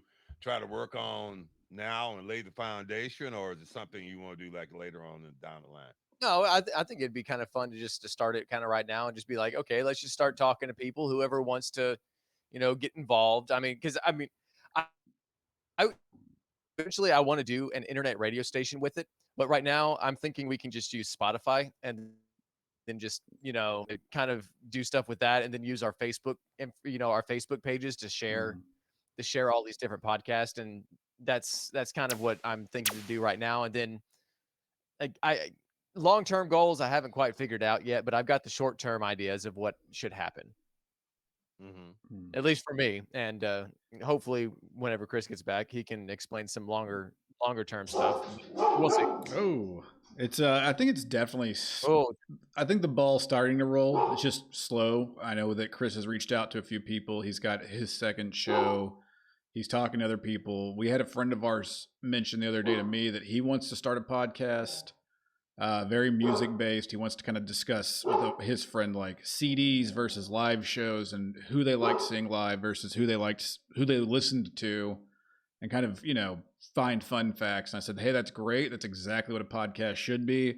And if you have fun doing it, do it, but don't like hop into this thinking you're going to be like blow up in 2 weeks and be like the next hot thing, and you're going to be making hundreds of thousands from it. That's not at all how podcasting works. No, not at all. But, yeah, I even told him content creation works that way. Chris, you're not using the right mic anymore. Yeah, back on. Yeah, but I even told him. I said, "Hey, man, if you need a spot to put that up, if you want to create it, come talk to us. We'll, we can get that ball rolling with you, and we got a place to put it for you, and we'll air it with our stuff." Yeah, we used to have. There used to be a board op up at y'all station named Zach, who also worked with us a while too. We put a lot of his stuff up. Oh yeah, Zach moved to Waco, didn't he? Yep. Yeah, he did. He bought himself a duplex down there and is doing pretty well. Like he's living in one half and renting out the other. Yeah, and so he's in the whatever it's called. He's in the I keep wanting to say residence industry, but that's not true. It's a entrepreneur. he's kind of turning into an entrepreneur. Plus, have you kept up with him about some of his YouTube stuff? He said he started out in it real slow, and I can't remember how many he said he had subscribing to his channel. But doesn't he do like video games? Yeah, he does video games and stuff, and he makes videos for it. But I think he's sitting around 800,000 followers. Yeah, he's up there. I think he hit 1 million recently. Oh, did he hit 1 million? Like, I mean, he's a superstar. Mm. He's turned into a superstar. He gets invited to conventions now to come out and like talk to people and do panels and whatnot and discuss different things. Did you go stuff like Comic-Con or stuff like that, or is it just the gaming, where they have the game release? What was the last one I saw? I think he said he posted something about it. I think it wasn't Comic-Con, but it was like a big one for video games. I think it was like DreamHack or something. E3? There's so many. No, it wasn't E3. It might have been TwitchCon. Maybe he got invited to. It's hard to say. There's, like I said, there's like 40 a year now. You just only hear about the 3 big ones. Mm-hmm. But yeah, no, he's doing really well. He's a good dude. Yes, he is. A lot of fun to talk to. We tried to get him on the show a couple of months ago, but at the same time we were going to have him come on, and because we were going to talk about a video game, and we were like, oh well, we can get Zach to come on and discuss some stuff with us. But that was at the exact same time that he was moving to Waco. Yeah. So it just didn't work out. Yeah. Calm down. Yeah, we were going to talk about the Mortal Kombat movie. That's what we're talking about. Oh, that's right. Yeah, we were going to talk about the new Mortal Kombat movie that came out. All right. Yeah, I've seen that. It was, that was actually pretty good. You liked it? I haven't seen. I mean, I always liked, Sub-Zero was kind of like my character that I would play, whenever I played the game. Mm-hmm. But you got all the different characters who escape my mind right off the top of my head. But which is the guy who always shoots out the chain and always says, "Come on, get over here." Is that Scorpion? Yeah. Scorpion. That was Scorpion. Yeah. Scorpion. That was really kind of the guy I like, because he reach over and grab your ass and like, get over here. Pull him over and beat the shit out of him, and they be please, Scorpion, don't whip my ass no more. I want that as a soundbite so badly. That was awesome. No, it's true though. But yeah. But if you play the movie, obviously you follow the movies, and if you play the video game, I played it in the early stages of it when it was. And the thing that always got me, it was like, I don't know who the guy who was. It sounded kind of like the guy who was on the Teenage Mutant Ninja Turtles. He was like the sensei, and he was like, Sub-Zero win. It's like, not wins. Use an S on the end of that. That used to be my thing. Like, there was an S on that. It's like, finish him. Back when we had the 16-bit audio we couldn't put syllables in there and whatnot. Oh, they used to irritate me. But then I think they knew what they were doing when they created the game, of course. But that was kind of fun. And then I just kind of grew away from that and just kind of went, Yeah. I discovered the wonderful thing they call women. We've all been there. Yeah, they'll get you away from the video game sometimes. Yeah, they always get you in the end. Believe me, video game ain't got nothing compared. Nope. You kind of go like, don't you want to go in there and play Mortal Kombat? No, not really. No, I want to play. I want to play. I can't think of the pun. Doctor. I was gonna say Mortal, but I couldn't think of anything to pun it off of. Well, never mind. I'm not gonna say that. I know exactly. I think I know exactly what you were gonna say, and I'm not gonna say it either. We're gonna change an O to a U, and we'll be done. Yes, that's exactly what I was gonna do. Never mind. Sorry.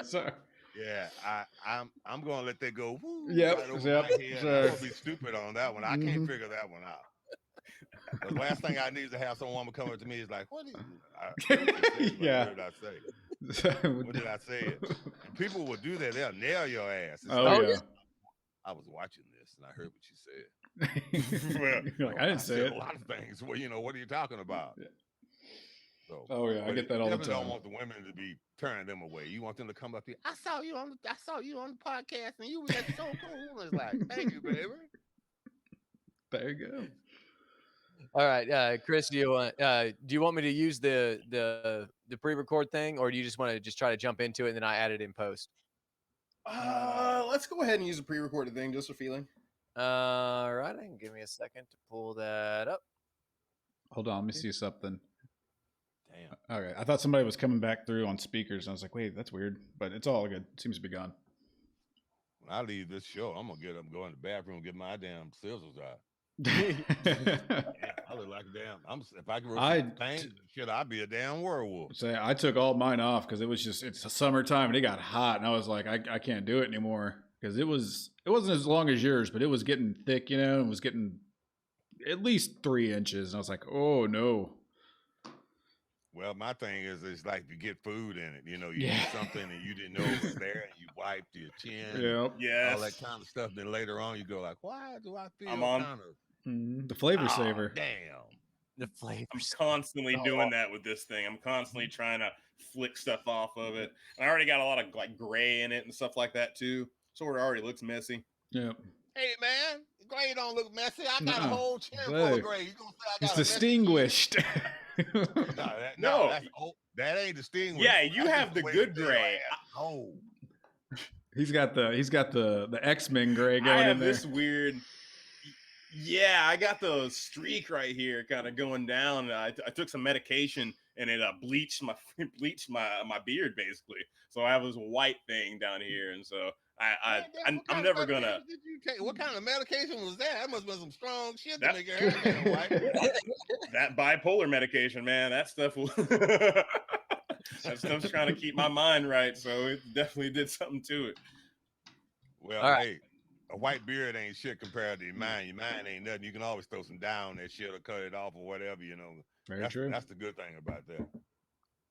Exactly. I'd rather have a good brain, but I actually kind of like it. I lost an employee named Martha, and she had a gray streak in her hair, a bunch of gray streaks in her hair. So I kind of keep it in memory of her, like kind of keep her memory going. And people at I manage a restaurant. They love it that I keep that there. So it'll always be a part of me. All right, y'all ready to go? Yeah, go ahead. Yeah, let's get this. All right, here we go. In 3, 2, 1. Here we go. So I've got this Russian friend who's a sound engineer. And a check 1, 2. A check 1, 2.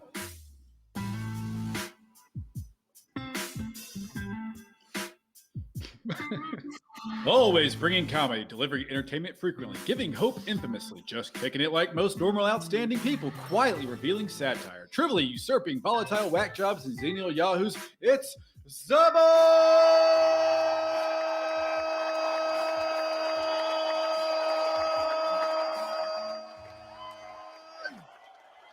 And yes, the champagne poppers are coming out on a Tuesday night. What is going on here? Yes, we are the Zaboys podcast. I am Positive C. We have James, the Brain Box Thorny Thornquist down there.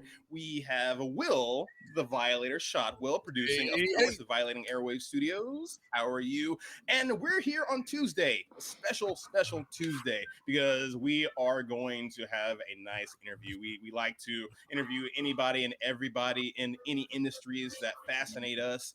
And personally, I think all three of us have been fascinated with this guy for years and years and years. We are talking to Texas radio legend Ted McKay. And if you don't know who Ted McKay is, you have probably not grown up in the Metroplex, because to me, as a kid growing up, he was the voice of the Metroplex. I remember listening to 92.5 as a kid growing up, all the way from the 90s until he retired. And that's the voice I remember most, and it defined this DFW radio to me. So thank you, Ted, for joining us here on the Zaboys podcast. How are you doing, my friend? I am trying to do as well as I can, and like I was saying before we started recording, I need to go in the bathroom and get some scissors on this shit because it's crazy. It looks good. Don't lie to the people. Yeah, you can see on the Twitch. It looks good. He's got a very distinguished thing going on right now. What did Will say? That COVID look? Yeah, dude, you should have seen the COVID look. My beard. My beard was way down to y'all can't see it, but it was about down to here. And then my brother got 8 married. inches. Yeah, and then my brother, decided to get married, and my mom said, "Well, you can't have that beard in the family pictures. You just can't have it." So I had to cut it all off, and so now I'm starting all over again. It was quite sad. Well, your mother was pleased, and that was good. Oh, it made her very happy, and Although I did kind of torment her a little bit. I decided that I would wait till the very last minute to actually cut it off. And yeah, she wasn't very happy about that. But whenever I showed up to the actual wedding without it, she was like, "Okay, all right, I'm happy with you, son." She probably said it in a lot more make mama words than happy. that.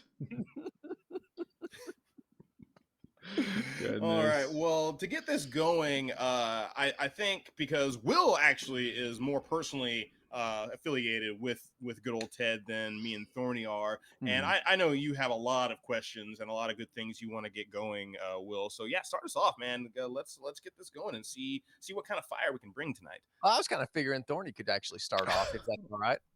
Okay. Okay, yeah, that I'll works too. take the wheel here. So Ted, doing some research on you because we gotta research our interviews. So you started your career off in Nacogdoches here in Texas, man, and then you went east, and then you went back west before coming back home. And you've been in this industry for 42 years. So I'm going to start us off with just asking: in those 42 years, is there anything that just still to this day blows your mind? Like any stories, anything that you've encountered that you're like, whoa? I'm trying to shuffle in my mind what file to go to. That's the file that nobody's not supposed to ever know anything about from other people. You're completely, myself too. yeah. So, and then there's the file for public consumption. I completely understand that one. Basically, what I enjoyed was I don't really miss the being at the station. Well, it's obvious, you being at the station now would be a totally different thing because of the pandemic. But what I do miss is talking to the people who would call up and, they would always tell me, well, you know what? Bo and Jim answer the phone and you do too, but nobody else does. And it's like, well, how am I going to know what you got to say if I don't answer the phone? Very true. Right. And people would talk about, I've had people call me up and tell me they were about to I'm going to kill myself when I hang up the phone. And I sit there and I talk to him. And then later on, the guy came to his senses, of course, hopefully. And then later on, he was saying he moved to Florida, and he was saying, you talked me out of doing that one night. I was really getting ready to kill myself. And then of course you got, all other kind of stuff. People call you up. And when I first started doing the histories of stuff like that, people would ask me, so what's a black dude know about rock and roll? Yeah. Anything he wants, man. There ain't no. Yeah, right, Yeah. right. And I just tell him, I said, listen up, Buttercup. I said, do you know where rock and roll came from? Mm-hmm. And then they tell me some stupid thing or something. I said, well, you need to go. You don't have to go and dig in too deep. Just go to Wikipedia and put in rock and roll, and you can pretty much see how it's tied into the blues. Yeah. Yep, Pretty blues, obvious jazz, and a little bit of country in there, but the song, it's a little bit of everything in there. And then music, really, I found out with musicians, most of them don't look at color, and if they do, I don't want to have nothing to do with them because very true. Like, dude, your mind is about as small as a grain of sand, so really, your mind can't expand. So really, that I have no need to talk to you because you're not going to get it anyway.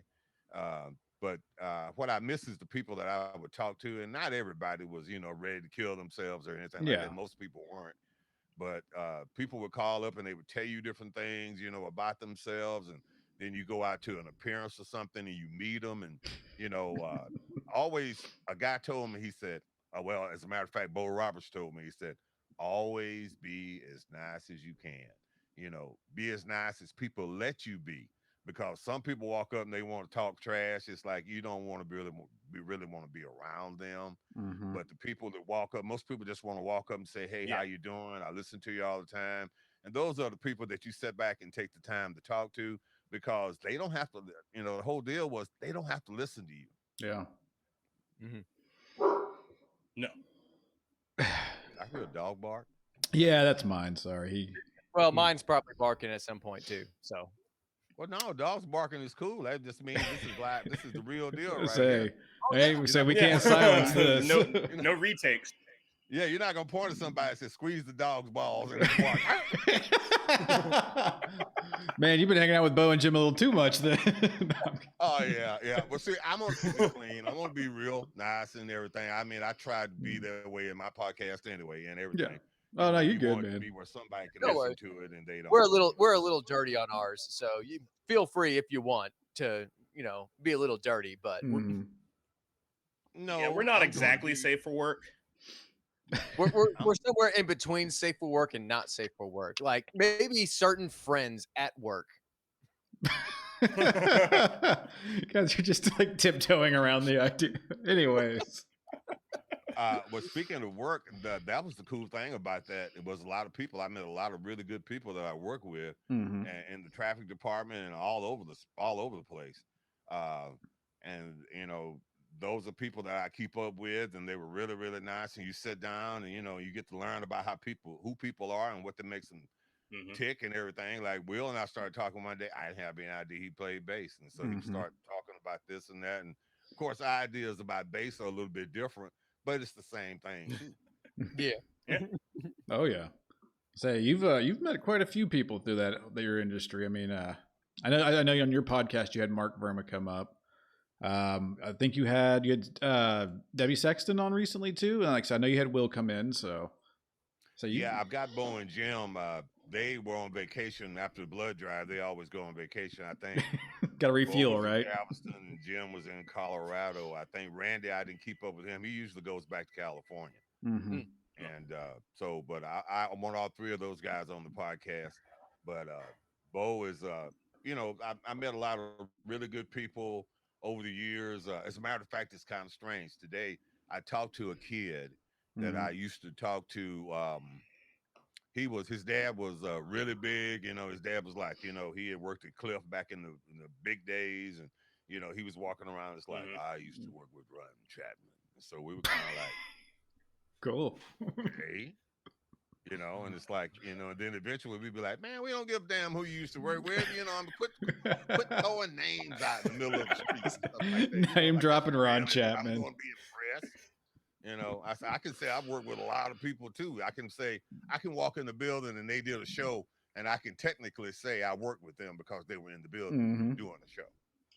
So, anyway, the kid went on and he started doing movies, and I hadn't talked to him in, oh my goodness, 35 years or maybe more than that. And he called me up and we started talking, and he's doing horror movies, which I think is really cool, because I love a good horror movie. Sometimes a bad horror movie can be better than a real good one. You know what I mean? Do you have a favorite? Right now, the one that I'm thinking about that's really, really, really bad, but it kind of holds your attention. It's not where, somebody comes in and there's a hand laying there and a leg and, somebody's, blood's everywhere. But this one, the one that gets me is one that's so stupid that it's really funny. It's Bubba the Redneck Werewolf. I'll have to look into that one. I have not heard of that one. I gotta write this down. Yeah. Bubba the Redneck Werewolf. Bubba the Redneck. That's two. There's another one. I hadn't seen the second one. Oh. But it's got a it's bad. I think he lives in Tank County or something like that, or he's down in Florida. Someone suggested to me I should see a Suburban Sasquatch, and I haven't looked it up yet, but it looks pretty bad too. I think it's only like an hour long, and it looks rough. There's some that I just can't. I'll look at. I've got this little box, which I'm not going to say anything about where I got it or how legal it is or anything like that. If anybody asks me, I don't know a damn thing about it. Yeah, no, it's just it came with the TV. I can look at all these movies and stuff. Last night I was watching Black Widow, and and there was another movie called Werewolves Within. Oh, it's brand new. Now I'm not going to tell you about it, but I will tell you this: the Lily from the AT&T commercials is in there. Oh, yeah. It's and it's got what is the other guy from? I know what you're talking about. They're like trapped in like I want to say like I guess it's the north somewhere because it's snowy. But yeah, they get trapped and a storm is coming in, and they got a black dude who's the new forest ranger, and he plays his role very well because he's so nice. Mm-hmm. He says, gosh darn it, and good golly gee whiz," and he's just one of these kind of guys, and everybody's like, "Are you really?" Nope, I've never met anybody That nice, yeah. that nice. And actually, that's so nice until it makes me really suspicious of you. Yep, yep. And it was okay. If I didn't have anything else to go do, I'd probably go watch it or something like that. But I'm glad I didn't go pay any money for it because, I mean, the lady who plays Lily is really pretty, Oh and yeah. shapely and curvy and all fine and fat and fine and all that stuff like that. But uh, she was the star. Yeah. Yeah. And the other people were there, and there's some other people there I've seen in other movies, but I can't remember. I don't remember their names. I gotcha. Yeah. So So those are good movies, good bad movies. good bad Good bad movies. gotta love a good bad movie. Of course. So was there ever, how do I say this? Was there ever a moment in your mind where you thought maybe radio wasn't what you should be doing, or was it just like for you, like that was it? That's what you always wanted to do, or was it just like an accident? Did you just fall into it maybe? Actually, to be honest with you, you're probably one of the first people I've ever told this. I mean, locally here. Mm-hmm. When I started out, my dad would always buy us Batman, Superman, Spider-Man, Fantastic Four, X-Men, Iron Man, all those. He buys Yeah. all those comic books, and they were like, real cheap. Mm-hmm. And so we get, my dad said, "Okay, I got this much money, and now you need to decide what comic books you're going to get." And it was always Batman, Superman, Flash, Daredevil, Nick Fury and his Howling Commandos and all that kind of stuff. So I grew up reading the Marvel and DC stuff. Mm-hmm. And so when Iron Man came out, my thing was always, okay, I'm going to get in the radio to do voiceovers for movies, for cartoons. I really wanted to do the cartoons. Yeah. They've had I think it was Iron Man, Avengers Assemble or something, and I wanted to do that. And then radio got to changing so much. I mean, they took away all the creative freedom. A lot of people would go like, "Okay, here, read this. Oh, here you go. Yeah, read Take this copy. I want you to read it." It's like, okay, well, what do you want me to read that for? And then they took away a lot of the creative freedom. You couldn't get up and do your own thing because during the last couple of years, I caught a lot of hell because they were always telling me, "Well, you talk too long. You're doing this and you're doing that too long." And it's like, but that's what people want to hear. Yeah. Yeah. So that changed. Everything kind of changed. And now, of course, it's just about big business. I mean, they'll squeeze every penny they can out of the dollar, to make it work. Yeah, they want 12 seconds of you talking and then 4 minutes of ad time, and you're like, oh. Oh no! Well, no, I've seen it. I've seen some spot, especially around holiday, 4th of July, Thanksgiving, Christmas, or something. You'd have 11 and 12-minute stop sets. Oh yes, like you have more ads than you actually have music. I can, yeah. I can actually believe that. They want you to always play 4 songs. You got to play 4 songs.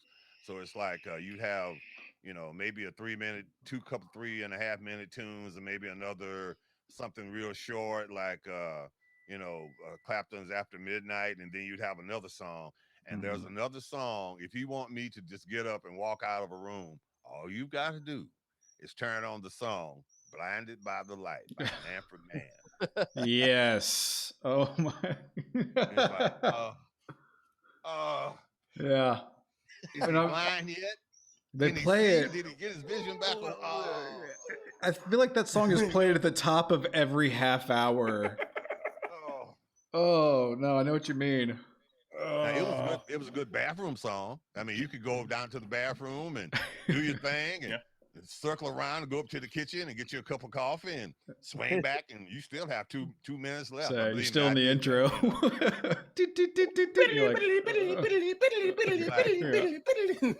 And it's like, she went down because she lives across town. It's like, oh, okay. Bruce Springsteen's was not as good. It wasn't, as produced as well. Yeah. But he wrote the tune. But I liked it because it was shorter. Yeah. Manfred's were like 7 minutes long, and Bruce's was like 3.5, 4 minutes long. So it's like, there's 3 minutes less of this song that I can hear, and that's kind of cool too. Yeah. And there's only so many things you can say about Blinded by the Light. That Springsteen wrote it. Manfred didn't say douche, he said deuce. He had a Yeah. speech impediment. Right. There's only so there's only so much you can say about that song.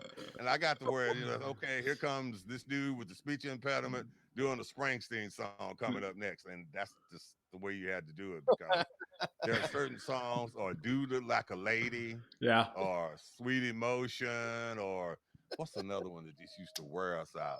It's the Creedence Clearwater song. What is it? Dang it. Proud Mary? No, some. Dang it! I can't. Well, I can't There's- remember it off the top of my head. There's Green also- River, As Long As I Can See the Light. Have you ever seen the rain? Proud Mary, and let's see, but From- Creedence I'm gonna- I could deal with. Fortunate because Son. Yeah. Fortunate Son. Oh shit, you get up there. I mean, it starts out jamming, and Yeah. it's that way all the way to the fade.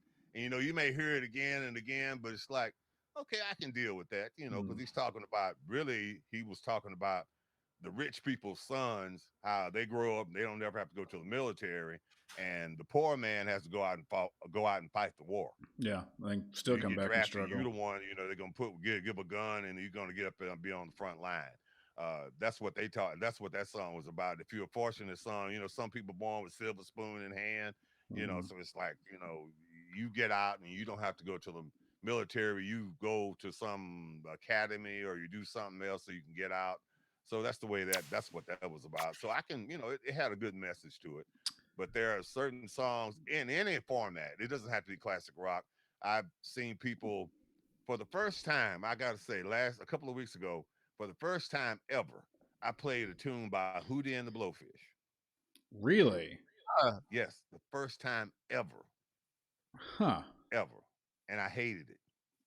Oh, Yeah. I mean, I get it. I don't want to be with you. Hold my hand. Oh. it just made you cry.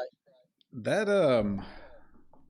kind of leads me into another one of my questions. Actually, I was going to ask, with new music coming out every day, do you think that classic rock 30 years from now will be different, or has classic rock just become a music genre now? It's a genre, but for the thing that people had a problem with was, as now I consider classic rock to be the Rolling Stones, Mhm. Clapton, Cream, CCR, the Who, Yeah. some Aerosmith stuff, early stuff, and of course, U2. That's Mhm. classic rock. But a lot of people were not into U2. They said that was top 40, and then they started playing Green Day, and then they started playing, and that was the thing that people had a problem with. I'm like, okay, well, it's the same thing with oldies. Mhm. Oldies was like back in the 60s and 70s when I was listening to it, but now oldies is like, the station here that plays oldies, they play the Hotel California. Yeah. Which to And me, that is that's an oldie classic song. rock. That's true. It's an oldie song, but they all kind of blend together. It's like, well, no, that's a classic rock tune. So folks Exactly. get a little bit defensive about, why are we listening to Green Day? Mm-hmm. Yeah. That's kind of Why are we what I listening was to- thinking. Like, Mhm. well, that's what I was thinking. Like 20 years from now, are we going to be considering things like you said, like Green Day and Blink 182 and Stained and whatnot, like classic rock, or will they just continuously be like, will we find a new genre to put them under so that we can keep classic rock pure for what it is? The guys that really formed what rock is today. Well, it's kind of like you would consider, I guess it's like I said, the station here in town, they play Mm-hmm. the Eagles, and they play certain other songs that we wouldn't play Yeah. because it was considered pop, I guess. It's like, okay, John Cafferty and the Beaver Brown Band on the Dark Side, something like that. That would be considered. That was a kind of a pop thing from a movie. Mm-hmm. So, but a older station could play it because it came out in the 80s. Yeah. Makes So sense. I don't know. That's going to be a big question right there. Do you play STP, Do you Mm-hmm. play Soundgarden and have them to be oldies or something like that in 10 years? Or do you just keep it? It's only so many songs, and there's music coming out all the time, like you said. So there's only so many songs that that are going to get played. It's not like it used to be where a record company would call you up on Tuesday or Wednesday and they Mm-hmm. would have music day. And it's like, okay, well, Yeah. we got this new song out by YouTube. We got this new song out by this new band called it's Stone Temple Pilots, and then we got this band out of Seattle called Soundgarden. And they're really good. And then they would sit there and they would give you the songs. They would send you a copy, and then you would listen to it. And if you added it, then that'd be Yeah. another station. You'd be in the trades, radio and records, Yeah. and they'd say, well, this song added this week by so and so. And then a lot of people who broke on those songs early, like U2 and stuff like that, that's why you see gold albums and platinum albums Mm-hmm. hanging up in offices, because they Hmm. were one of the first ones to believe in it. And when the song went gold or platinum, then they give them a plaque, and we used to have them hanging all over the station, and they took Yeah. them down. It was like, well, no, that's just the old way a radio station looked. It's like, believe me, It if was a I've great got look. platinum records that I've earned, I want every one of them Hmm. hanging up somewhere where somebody can see it. Yeah. Yeah. No, definitely. Oh, I agree. I agree. I got one last question for you. Then I'm gonna let one of these guys take over. What's some advice you would give to somebody looking to get into radio these days? Like, just start. Don't. I knew that was coming, but I had to ask. I called Don't. the answer before this entire thing started. Yeah. Um, it's not the same. You don't have creative freedom. The only people who really have creative freedom are the morning shows, Mm-hmm. and they're constantly, got them on a tight leash. It's like, back up, back up. You can't do that. You can't say Yeah. that. You talk for too long. What were you talking about? Well, we don't really know if we want you to talk about that. And usually, what happens is usually somebody. It's not usually the people who are your immediate boss. Mm-hmm. It's usually somebody from corporate on up the ladder in LA, Chicago, or somewhere like that. And they send the orders down. They send an email, and they'll go like, okay, well, these are the songs you need to add. These are the songs you need to put, on the recurrent list. And these are the songs you need to just forget about for 90 days. Ugh. And it used to be when I lived in Las Vegas, basically we would get together with the music people, and I got so good at it, and I'm not patting myself on the back, Mm. but I am gonna pat myself on the back. I got so good at it until the only song that I was off, that I always said when Mariah Carey came out, we knew Mhm. it's like, oh, Vision of Love. Ooh, who is this bad chick? It's like she sounds like she got her toe caught in a bear trap or something, hitting all these high notes. And and so it was one tune that I always said would be number one, and that was "Human" by the Human League. It got to number two, and it stayed there for a month. Everybody Really? leapfrogged over it, and they fell back over it, and they leaped over it. Yeah. But it was number two because it was just real. It was just any song that tells a story, like "Turn the Page." Mhm. I mean, he's talking about what happens on the road. People laugh at you because you got long hair, you're tired. You remember this lady you were with last night, and then next week you don't remember her because it was another one. And that's a story. If you tell a story, well, that's the whole thing in a song, is telling a story. Yeah. Like Hotel California, this guy's driving down the highway, he goes to sleep. Never did figure out if he woke up in hell or purgatory or whatever, but it Mhm. was something. It told a story. But now when you get in radio, you might be doing 10 stations. Yeah. You may be doing one in Chicago, LA, San Francisco, St. Louis, Yep. Tampa, Miami, and they're all, and it's radio got homogenized where it was like, um, if I make a milkshake from McDonald's Mhm. in West Virginia, it's going to taste the same way as Mm. it did in Texas, which Yeah. is good because you got, if you got good quality, that means, you're going to have a good product. Wherever you go, you're always going to get the same taste. But radio, like Dallas, has got all these wonderful blues clubs, and there's country. Like Will and I were talking the other day, wherever if you get out on a Friday night, you go like, I want to see some rock. I want to see some classic Mhm. rock. I want to see some heavy metal. I want to see country. I want to see R&B. I want to go see a rap. you can go anywhere. If you sit back and look long enough, you can find a place where you can go and you can hear that. Mm-hmm. And every city, I think, is different. Especially you got Stevie Ray Vaughan and Jimmy Vaughan coming out of here, and Eric Gales. I don't think he's from here, but he's kind of based in this Cliff. vicinity. Yeah. So you got all these guys coming out, and it should be different for every market because every market is different. You can't make a station sound like it does in Cincinnati, like the one sounds in St. Louis. Yeah, because some people up there might not want to listen to the same thing. Yeah. I don't want to listen to Hootie and the Blowfish. Hootie's out of Louisiana, man. No.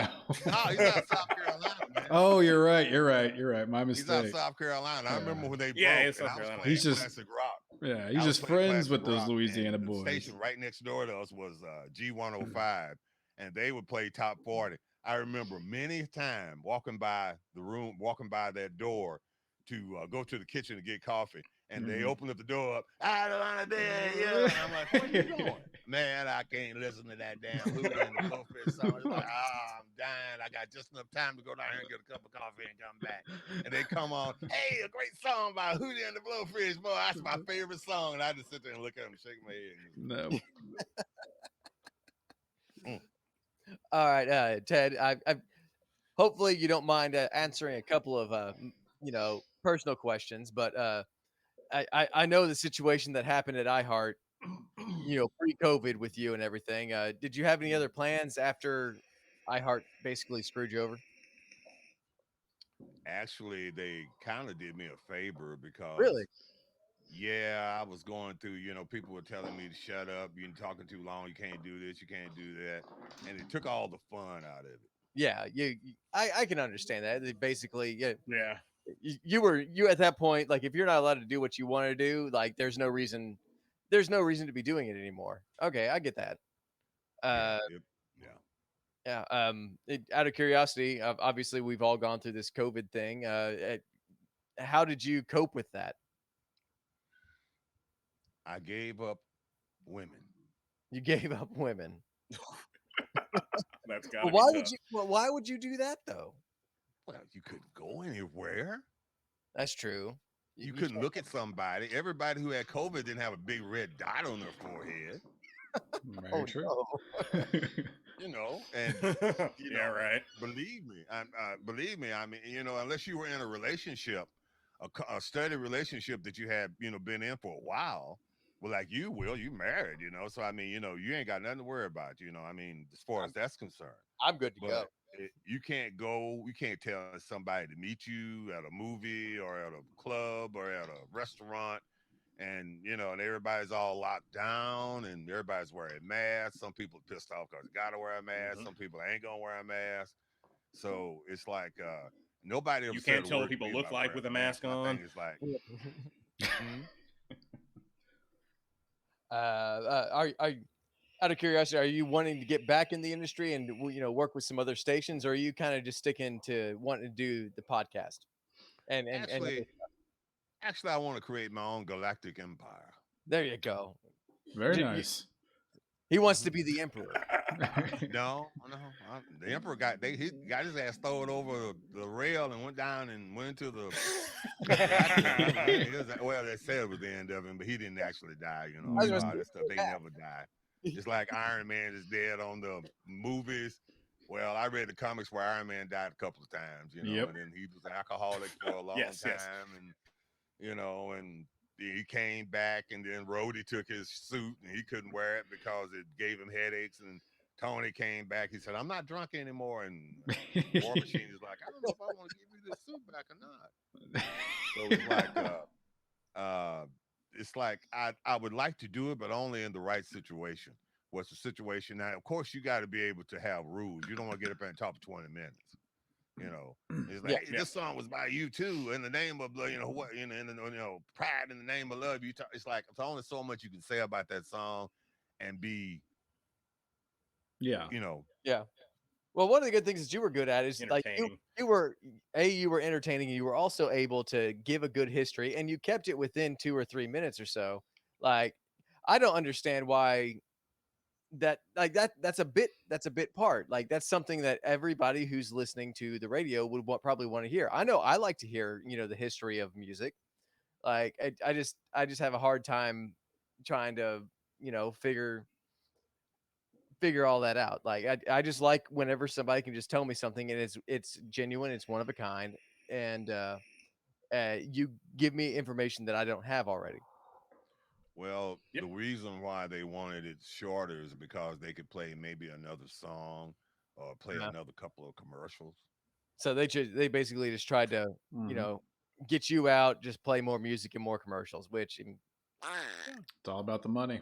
That's what It's yeah, all about apparently. it's big money. Big radio now is all about the That money. dollar I was bills. talking to a guy today who had said how Hollywood had changed, and uh, Joni Mitchell was a very famous singer.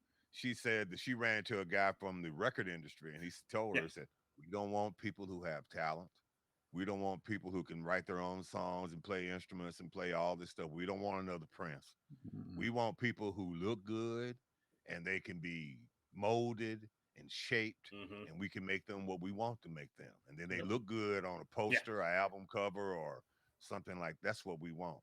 Now, as far as singing, I mean, you listen to some of the people right now that hit those notes, and it's like there's auto tune for some people was a godsend.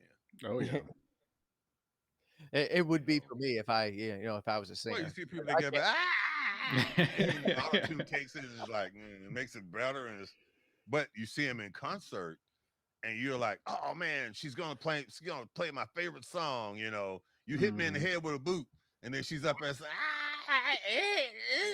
you're going, ooh, What happened? Yep.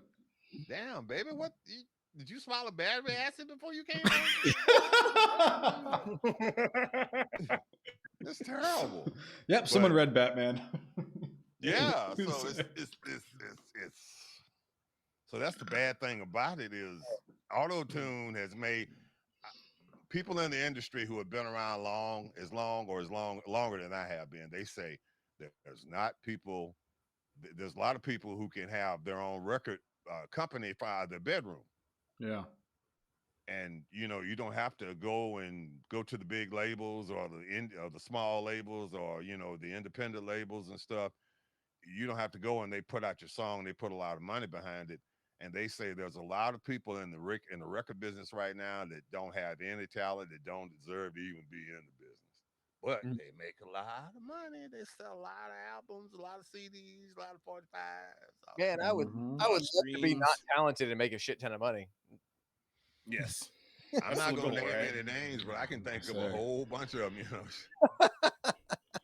you know, that started in like the '90s and stuff like that. Auto tune came along, and you hear people singing live in concert.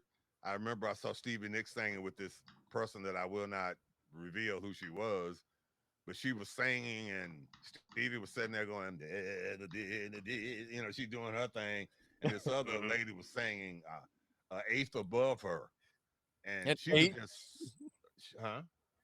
You said an eighth above her? An eighth above her, which is not very much. Mhm. Um, so she was singing that, and she was,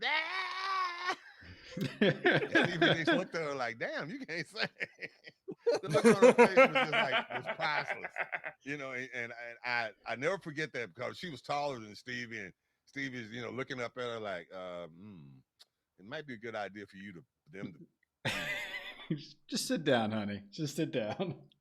yeah, but that a lot of people make a lot of money. Auto tune, whoever invented auto tune, I can't say that I wish I hadn't invented it because if you could get 1% of every Right. record that they sold that used auto tune, you could be a quadrillionaire.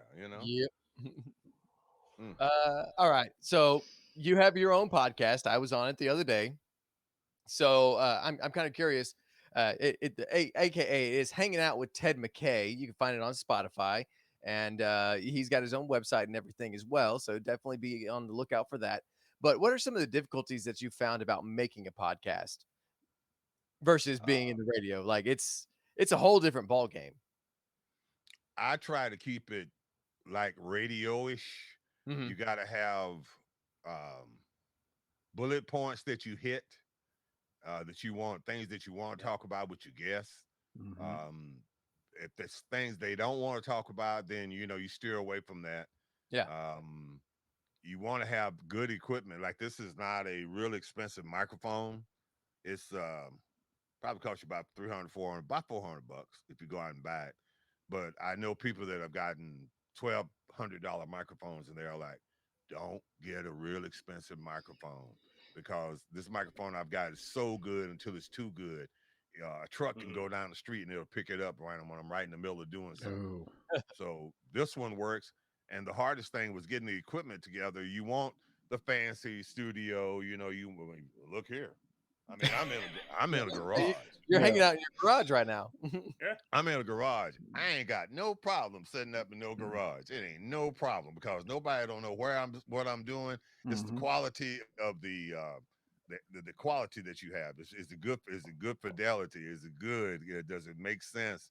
Is it, of course, I'm sure you've heard podcasts where people use real cheap microphones, and Yeah. sometimes that Yep. just don't work. Yep. When we started, I had a cheap Yeah. microphone. Now you see. Yeah. Now I see. I can't see your microphone, but I see your screen. You got a screen cover over it. Yeah. So my mic it's still not the best right now. I haven't invested. I actually borrowed this from Will, but it's better than what I started with because I had a condenser mic originally. Yeah, and Well, that way too much. I got 2 or 3 of them laying around. I think I got another one somewhere over here. Yeah. Say my other one's just laying right here next to us too. It was So- a Scarlett Studio. I'm knocking stuff over. You hear stuff falling. I'm knocking. So you can see this is a garage right here. This, Mhm. It's a garage. I mean, I see paint cans. I see, of course, the guy that I'm buying this house from. He's an engineer, so I see reel-to-reels and Oh, nice. Oh, cool. Yeah. Shure microphone amplifiers and all that kind of stuff. But that's cool because he put it together for me, and he put it together where it would be broadcast quality, which is what I was looking for. Well, Yeah. and I'll tell you Right. this, dude. If I didn't know you were in a garage right now, I would not guess. Like you sound better than we do. Well, see, sounding good is okay because you want to have a decent sound, but it's all about content. Yeah. Yeah. Oh yeah. Yeah. Always got to be about Content. content. I was telling It's my called mom before I content got on, creation. I was telling her, I said, well, some people, they get on there, they got podcasts and they talk about I ain't washed my ass in like a month and my ass itches. It's like, well, I Wait, can wait. give you the cure. I can give you 2 things. Get you some hot water and get you some soap, Yep. and you'll be fine. I think you'll be okay. If you don't have soap, get you some body washing. You'll be okay. But, there's a lot of podcasts where I know people that get on their podcast and they get drunk. Yeah, there's a lot of that Well, out there. I'm not gonna lie. I may have We had used to. Yeah, We- that was a thing for Zaboys at one point in time. We used to definitely get down on the on the libations on air. Yeah.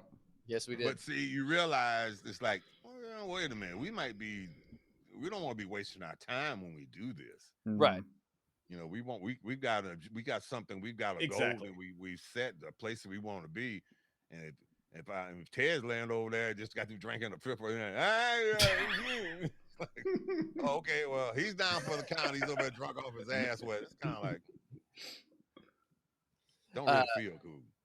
Well, I got one last thing to talk about because we have a mutual friend, Scott West, who recently passed, and I just if you just want to give a couple of words about him, I know for a fact that I initially just only knew about him from every now and then he would jump in with the RMS guys whenever I was just listening to the radio before I even got in, and after I started working at Total Traffic, he was always very friendly to me, and it helped me get involved with his DFW connector, which was it was a newsletter that he would send out to all of the different state or the different places for Total Traffic, and just kind of keeping people involved in our building. And he was also very supportive of September Moon, my old band, and he helped share 2 music videos in the connector. You have any stories about him? Because I'm sure y'all knew each other. Scott would be up at 2 or 3 o'clock in the morning, and a lot of times I wouldn't. I get off at midnight, and I wouldn't leave until 3. It's Mhm. been many a morning.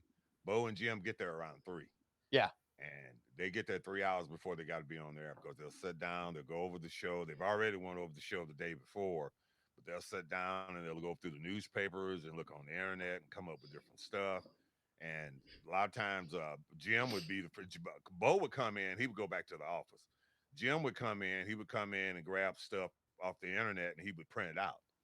Hmm. And so there's been many times Jim would walk in and Scott and I see sitting there telling me about radio, and I knew he was from New York and to start out at the #1 market in the country. That's really unheard of. But he was a really good guy. Uh, Yeah. I think he was.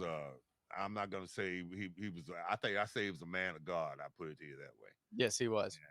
And He told me a lot of things and gave me a lot of ideas. Matter of fact, he gave me the idea for the podcast. So he was saying, Oh you wow. need to do a podcast. And I'm like, I don't want to do no damn podcast. He's like, no, you need to do a podcast. You just need to get out there and you need to do it, keep doing it, and keep doing it. And eventually, if you got good content, it will catch on. It's Mhm. about yep. content, and um, just a really nice guy.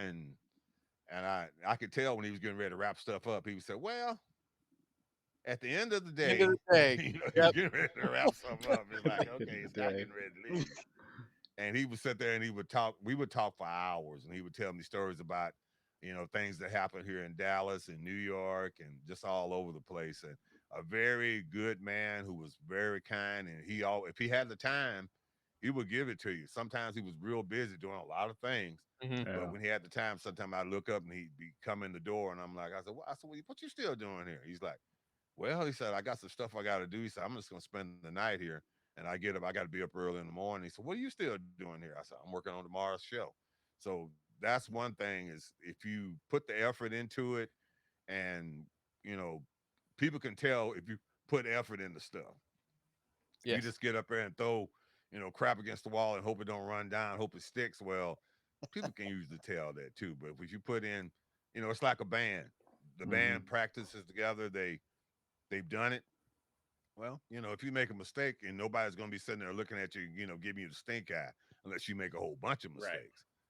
So, but Scott was one of those kind of guys, always supportive, always friendly, uh, and he could get fired up, because he go on the Russ Martin show sometimes and they be saying stuff and he'd be like, "Look, I don't know what y'all doing.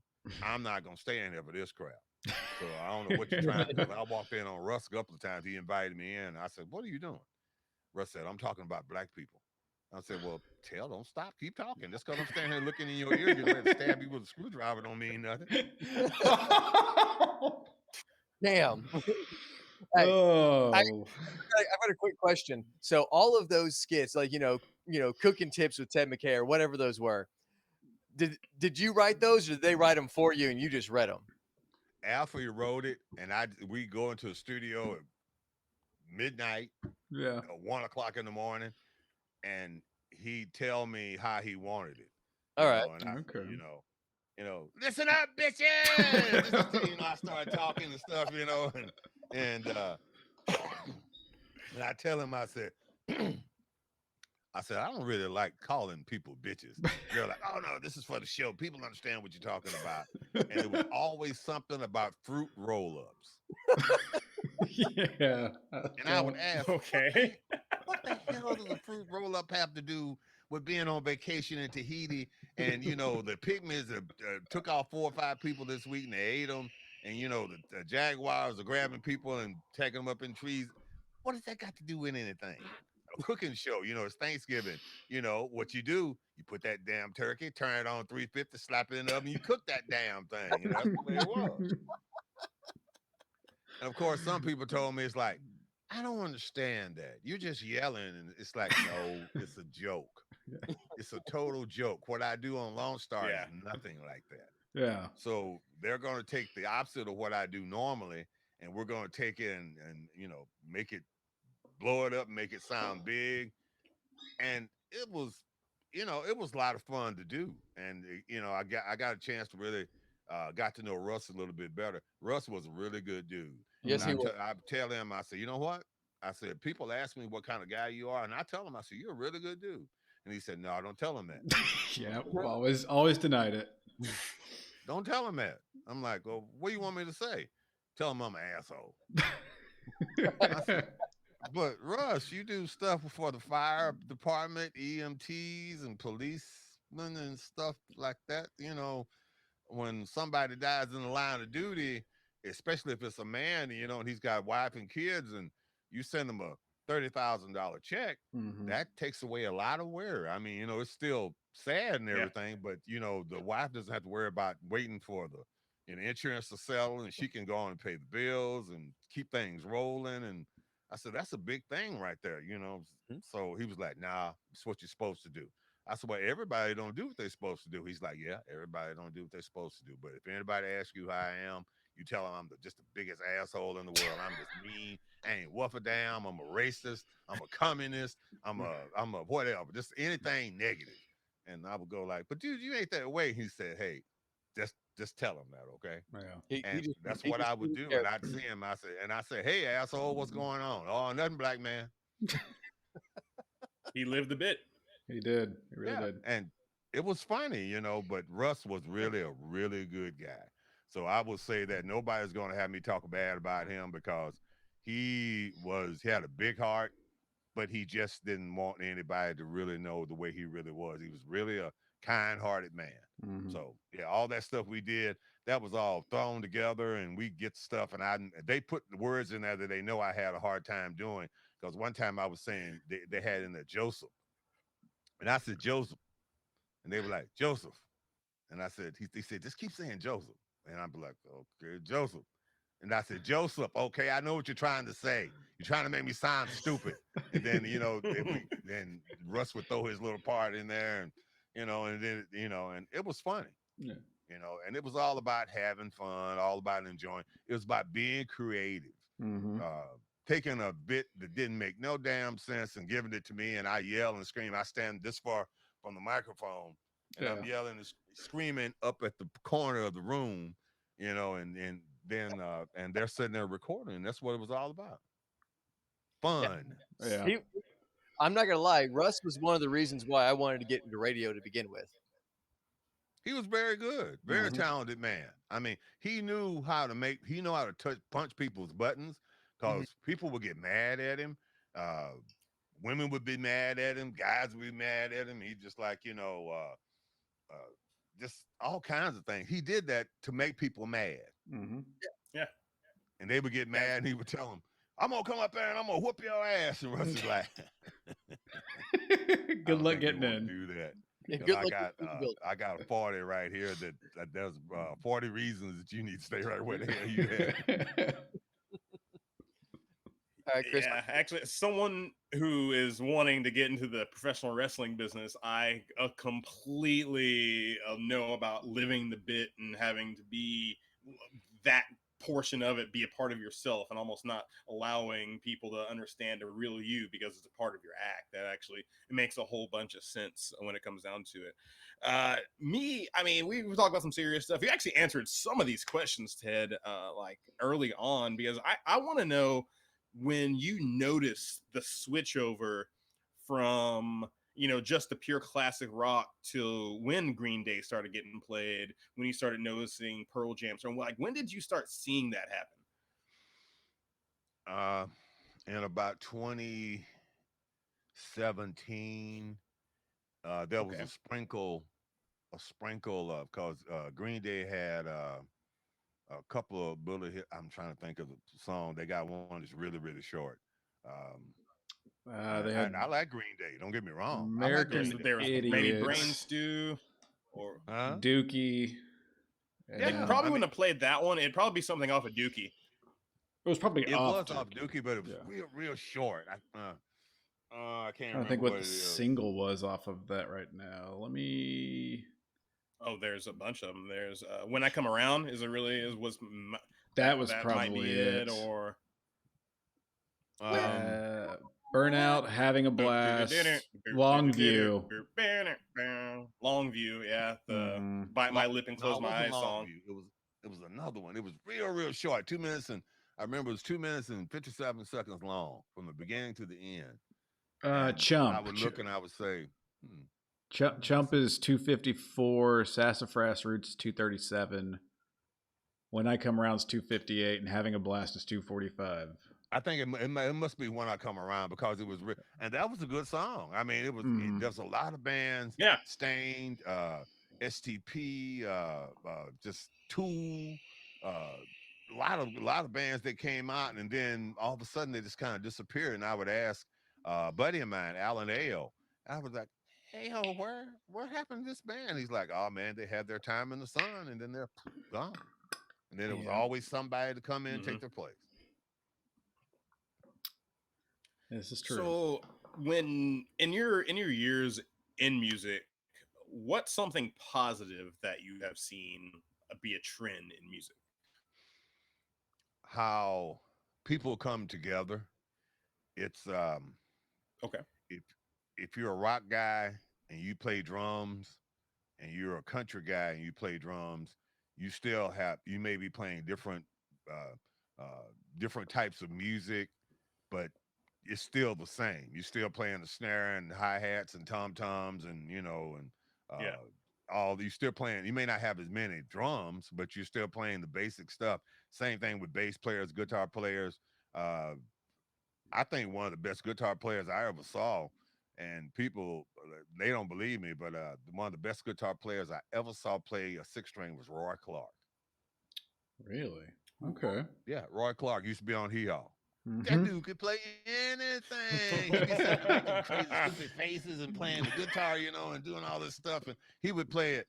He would go up 2 or 3 octaves. I mean, he just could be right down against the fingerboard, and play all these songs. But of course, Jimmy Page, Eddie Van Halen, Eric Johnson, Joe Satriani, and Bonamassa. Those are always. But there's a young guy named Cole who's I'm trying to think of Cole's last name, but I want to get him on my podcast. But Cole is one of those guys who is so good. He's going to be one of those Joe Bonamassas or Eric Johnsons or Satriani. He just got it. Let me see. He's got that it factor. He's got that it factor. I'm trying to quit ringing. I don't want you to ring. I got my phone here, and I usually No worries. have it No down here worries. with me. It's all right. You'll hear all kinds Yeah. of stuff on our podcast. Well, let's see. Let me look. I know he's Dogs one of my friends barking, on here. Let's see. beeping, things falling over. We've all done it. Cole Heads Rogers. are coming off. Cole Rogers. Cole Rogers. Okay. Cole Rogers. Cole Rogers is a bad dude. I mean, he's opened up for a couple of local bands at Lava Cantina. Oh I yeah, I think love that place. maybe Tolbert's or stuff like that. And he is just one of those guys. He's going to school in Boston at the Berkeley School of Music. I didn't know they had a Berkeley School of Music in Boston. I just thought it was out in San Francisco. And Yeah, I he's didn't know one of that was in those Boston. guys Wow. who he's got one of those guys that's really good. Another guy who does his own thing. He's kind of like a Prince. He plays all the instruments. His name is Brendan Owen. Okay. And that dude is bad too. I mean, you'll hear him play keyboards and drums and guitar is his thing. But I mean, it's just like when Prince did all the stuff on which Prince was a one of a kind talent. But there are some guys coming up that can do really, really good. So that's what I'm seeing right now is, those guys, those young guys, and they're extremely talented because Clapton, Jimmy Page, and all these other guys, they're not going to be around forever. They've already wrote their legacy. Very true. Yeah.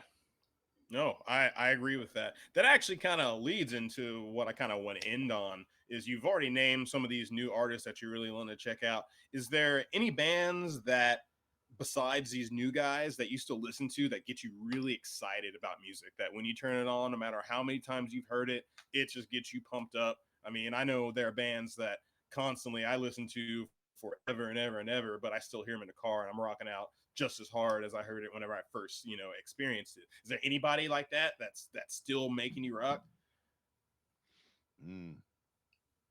I'm a big fan of Stone Temple Pilots. Very nice. Big Stone Temple Pilots, Okay. Soundgarden. Mm-hmm. Didn't really get off into Pearl Jam so much in Nirvana. I just Understandable. that was just one of, I just never really got off into that. Alice in Chains. Oh man, if Lane Staley had stayed alive, I mean, I love the way they put that stuff together. Man in the Box and No Excuses and Wood and all those two tunes. But I also have to go back like 40 years, and I never get tired. Sometimes in the middle of the night, 2 or 3 o'clock in the morning, I'll pick up my bass. I live by myself. I don't have to worry about waking nobody up. And I live in a house where it's brick on the outside. So if you want to get woke up, you can have to lay on the front porch. That's the only thing I know. You need to get your ass up and get out of here. But I still love Temptations, Four Tops, Supremes, Commodores, Confunction, Earth, Wind and Fire. I mean, that was back in the day, when I was running around, I was, had my afro and my platform shoes on and my bell bottoms. I was running after every damn woman I could get. And I don't have platform shoes or bell bottoms, but I still like. Don't we but all? I had to give them up. I had to give them up because of COVID. So now I'm gradually easing back into it. What would you wear them again if you ever had the opportunity? No, hell no, I ain't gonna wear them damn high heel things. No, ain't gonna wear them things because you have a high heel. You have those high heel things on, man. I don't know how many times I damn near broke my ankle wearing them damn things. Yeah. I don't know and how. You try to dance, and when you be out there dancing, and you make a wrong step, and somebody will fall over, and you have to catch them. It's like, sorry, bro, I got these platforms on. It's like, guess wear regular platform shoes. It's like watching Black Dynamite, the cartoon, either the movie. You watch the movie, Dynamite. So I can sit there and I can see. I mean, I lived through all that stuff where all these guys would do that stuff, So I like all kinds of music, but then I love the Creedence. I like the Grassroots. I like just all these different bands. There was a band that let's see, I'm trying to think of this band that I was listening to. It's a group called it's a group it's the Archies. Remember the Archie and Jughead stuff? You might not remember that. That's way, way, way, way, way back. Your mom and dad remember that, but you might. But there was a lot of bands that were made up of studio bands. You never see them. They never go out on tour, but they sold a whole lot of records. Yep. And it's kind of like one of those things where they would get studio guys in there together. It's like Trans-Siberian Orchestra. They get people in there. They get all these different musicians together, and they all come together, and they make some great stuff. Oh yeah. So I did notice. What is that band? Toto, I think. Oh yeah. Oh yeah, those are bad dudes, man. They put together some. There's actually a stat. Huh? Yeah. There's this crazy stat. Franklin, Boz Scaggs, all that Boz Scaggs stuff. George Benson, and they were just Michael Jackson, I believe. They performed on some of their stuff as well too. Lukather did Beat It. He was the one who did the second guitar solo. Eddie did the first one, and Lukather did the second one. And he said he did it in one take. Wow, that is so crazy. Apparently anyone in the world has probably heard a song with a member of Toto on it. There's this weird stat where there's probably everyone in the world that has listened to at least some type of popular music has probably heard a song with a member of that band on it. It's because their reach is just so heavy in the industry. And I think that with Weezer covering that song, what was it? Ruining it. I can't even think of the name, but it's Rains. When Weezer covered that, when it covered that one, when it rains in Africa, basically, like that put them on such another level, and people start remembering how great that band is. So I give Weezer a lot of credit for re-loving Toto. But the thing about the Weezer remake is they did it exactly like Toto did it. Yeah, almost to a T. Yep. They didn't change a thing. They didn't change. But if you're gonna do a remake, you need to jazzed a You know, bit. like Tina Turner did Proud Mary. You do CCR did Proud Mary, and Right. that's cool. But Tina got up there and she's like, we like it rough and tough. And Tina get up there shaking that hair and dancing around and all that stuff. So she had her own version too. Just brought that speed into it. Now, I tell you something about I love about Toto. The bass player, the first guy they had was David Hungate, who graduated from North Texas State. Oh. With a degree in music. And they got a song called I'll Supply the Love. David just kind of rips on that. And their drummer, Jeff Porcaro, was just like one of those guys. I know a couple of bass players that have played with him, and they said, man, playing with Jeff was like, it was a dream. So you go into the studio, he'd come over to you and he said, okay, well, what do you see in this song? And then he would sit there and, the bass player would tell him, okay, well, I see this. And Jeff is like, they would sit there and they would go through it and they'd be looking at each other. Jeff was just bad. I mean, the beginning, the first part of Rosanna is a pretty shuffle with it's 4 or 5 different styles all into one. And he would sit there and he could do 4 different rhythms, one with each hand and 2 feet. And they would be totally separate rhythms. And he could do all that. Wow. And he'd just sitting there grooving, man. And Hungate did the Africa thing, and I think he left after Toto 4 and went to Nashville. He stayed in Nashville for years and years as a studio guy.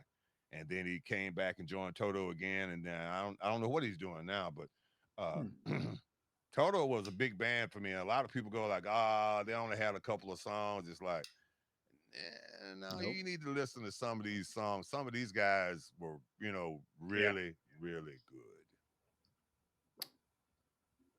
So I noticed there's one question that we didn't ask you, so I'm going to ask it real fast. How did you get into radio? Probably the easiest question we could have asked you. We tried to skip that as much as possible. I had a buddy of mine that used to work in radio, and he would tell me, man, you got a great voice. You need to be in radio. And I'm like, yeah, sure. And so he just he was after me for months and months and months and months and months and months and months. And so one day it was like, okay, if I come up and talk to your general manager and try to get a job, will you leave me alone? And he's like, yeah, just come up here, let me talk to him. And then he got back to me and told me what time to show up. I showed up and I'm sitting there talking to the guy. I'm sitting there looking. I said, who is this weird guy? It's like, he was like in Nacogdoches.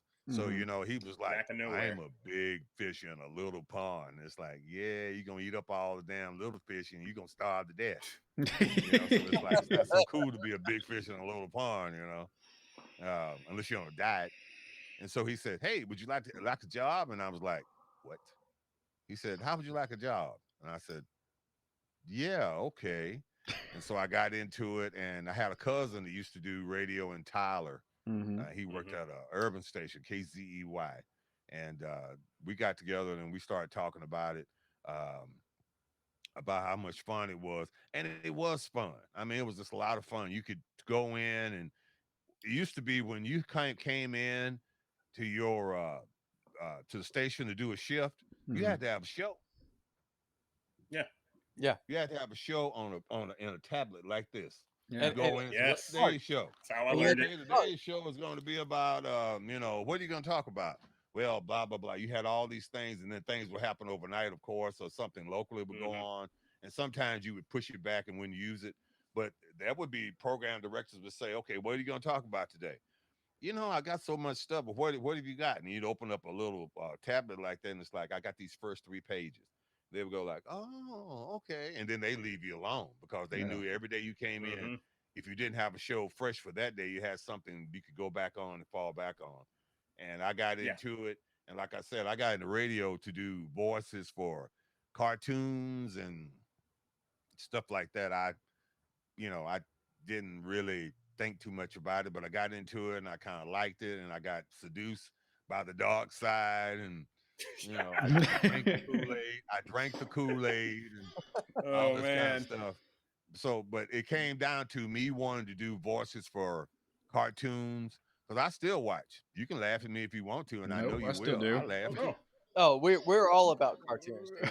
I Yeah. still watch Teenage Mutant Ninja Turtles. Mm-hmm. I don't blame you one bit. Like the Grew new up on ones it. or the old ones? All of them. Yep. They All of got a them. new Okay, one you're called all in Rise for of the the IP. Teenage Mutant Ninja Turtles. It's okay, but Yeah.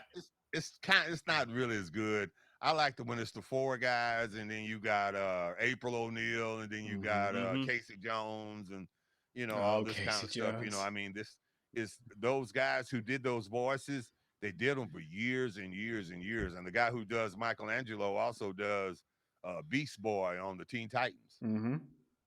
So you Okay, got that's the all same these guy. guys, Wow. these guys are sitting there doing, and I love Michael Richardson. I mean, that dude is just so, but he's the, this is a bad cat. He's done Transformer stuff. And Mm-hmm. Mm-hmm. another one is Clancy Brown. Clancy Brown does a lot of good. He stopped acting and started doing, because he's making so much money doing cartoons. He's like, I don't have to. They just walk in and give me a script and I read and I turn around and walk out. Say 4 hours a day worth of work, and you're making that kind of money. Yep, I'd do it. That's what Yeah, I want to that's. do. I think all of us. I want to do cartoons. I want to be able to walk in and sit back and do a cartoon. And you want something that's got longevity in it. Something Mhm. like The Simpsons or Family Guy, American Dad. You want something that's going to be around for a long, long time.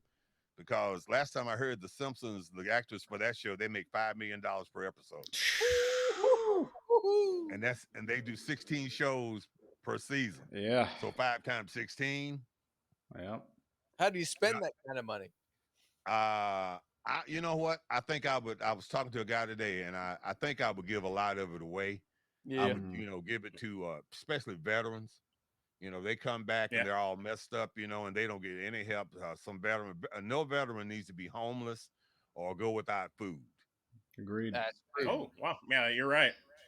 And We and I actually. give it to the animals. I mean, the Yeah. SPCA. Mm-hmm. I mean, there are people who come in, they buy a little dog. He's like, oh, look at him, little bunny, foo foo. He's so cute. And then 6 months later, the dog weighs 60 pounds, and you're like, I gotta feed this thing. And then they go drop him off, and the dog is totally, he's Yeah. totally screwed up in the head because he's thinking, what did I do wrong? I mean, I didn't do anything, and people drop him off and don't come back and get them. I would give it where all these animals can be spayed or neutered. I'm gonna be like Bob Barker on The Price is Right. Spay and neuter your animals.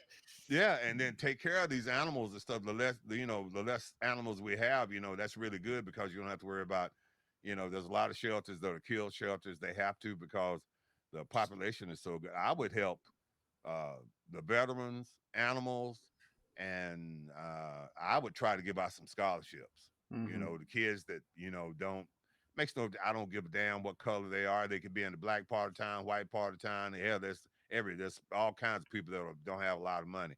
But if it's some kid that shows promise, Mm-hmm. give them a 4-year scholarship to TCU. Yeah. Yeah. If you pay for it, and it's like I'm gonna pay for this scholarship, but I got stipulations. If Mm-hmm. your grades fall below a certain level, then I'm pulling the chain off. I'm letting it go. But you do this, and I'll pay for all your books. I'll pay for your tuition. I pay for everything. But I want you to go, and I don't want you. And then the second thing is I want you to do. Don't tell nobody where you got this scholarship from. Right. Nobody. Because Mhm. I'm not doing it where it's like, today, Ted McKay was on top of the water tower in Louisville, and he was saying, I'm going to fly away,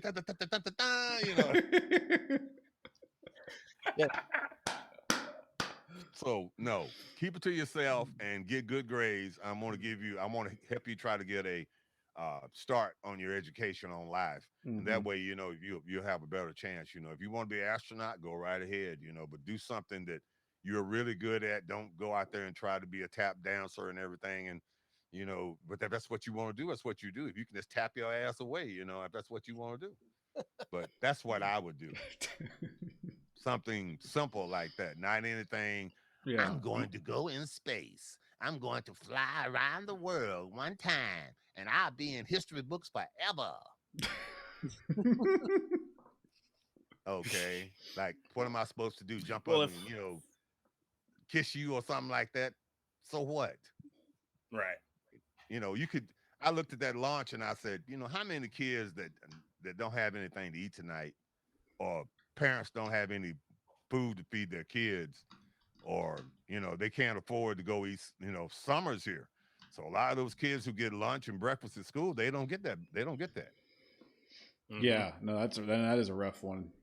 Yeah, go to a food bank. Go give away, go up and have your 18-wheeler pull up and just say, okay, as long as you got room to put this stuff, I got all this dry stuff, rice and beans and all this different kind of canned food and stuff like that.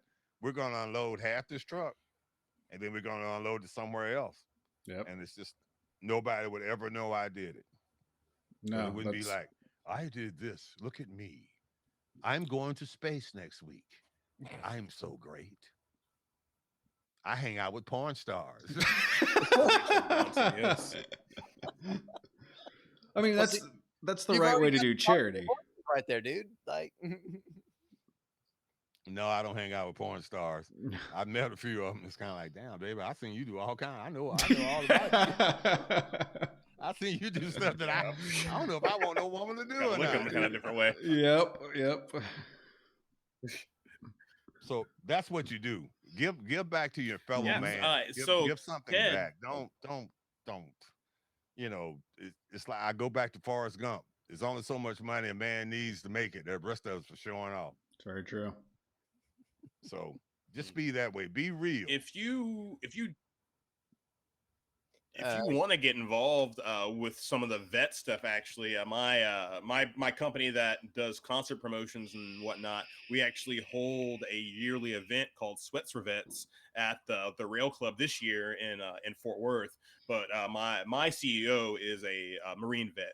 And so what we do is we hold a charity concert every year, and we get local bands together, and all the funds that don't go to pay for the venue all go to the Dallas homeless veterans shelter. And we take donations, we do clothes and stuff like that. So if you want to get involved Ted, anyway, I would be honored for you to be involved that if you want to get your hands on with that and help us out in any type of way. I think Will has got my email. I think you do, don't you, Will? I've got your Facebook, I've got your email, and I've got your hotline number. Yeah, and I know you got my phone number too. So yeah. So if you want to get a hold of me and pass that info on, I love to get involved in something like that because you want to get back to the community. I mean, everybody is. See, I'm not some legend. I don't consider myself a legend. I don't consider myself to be this or that.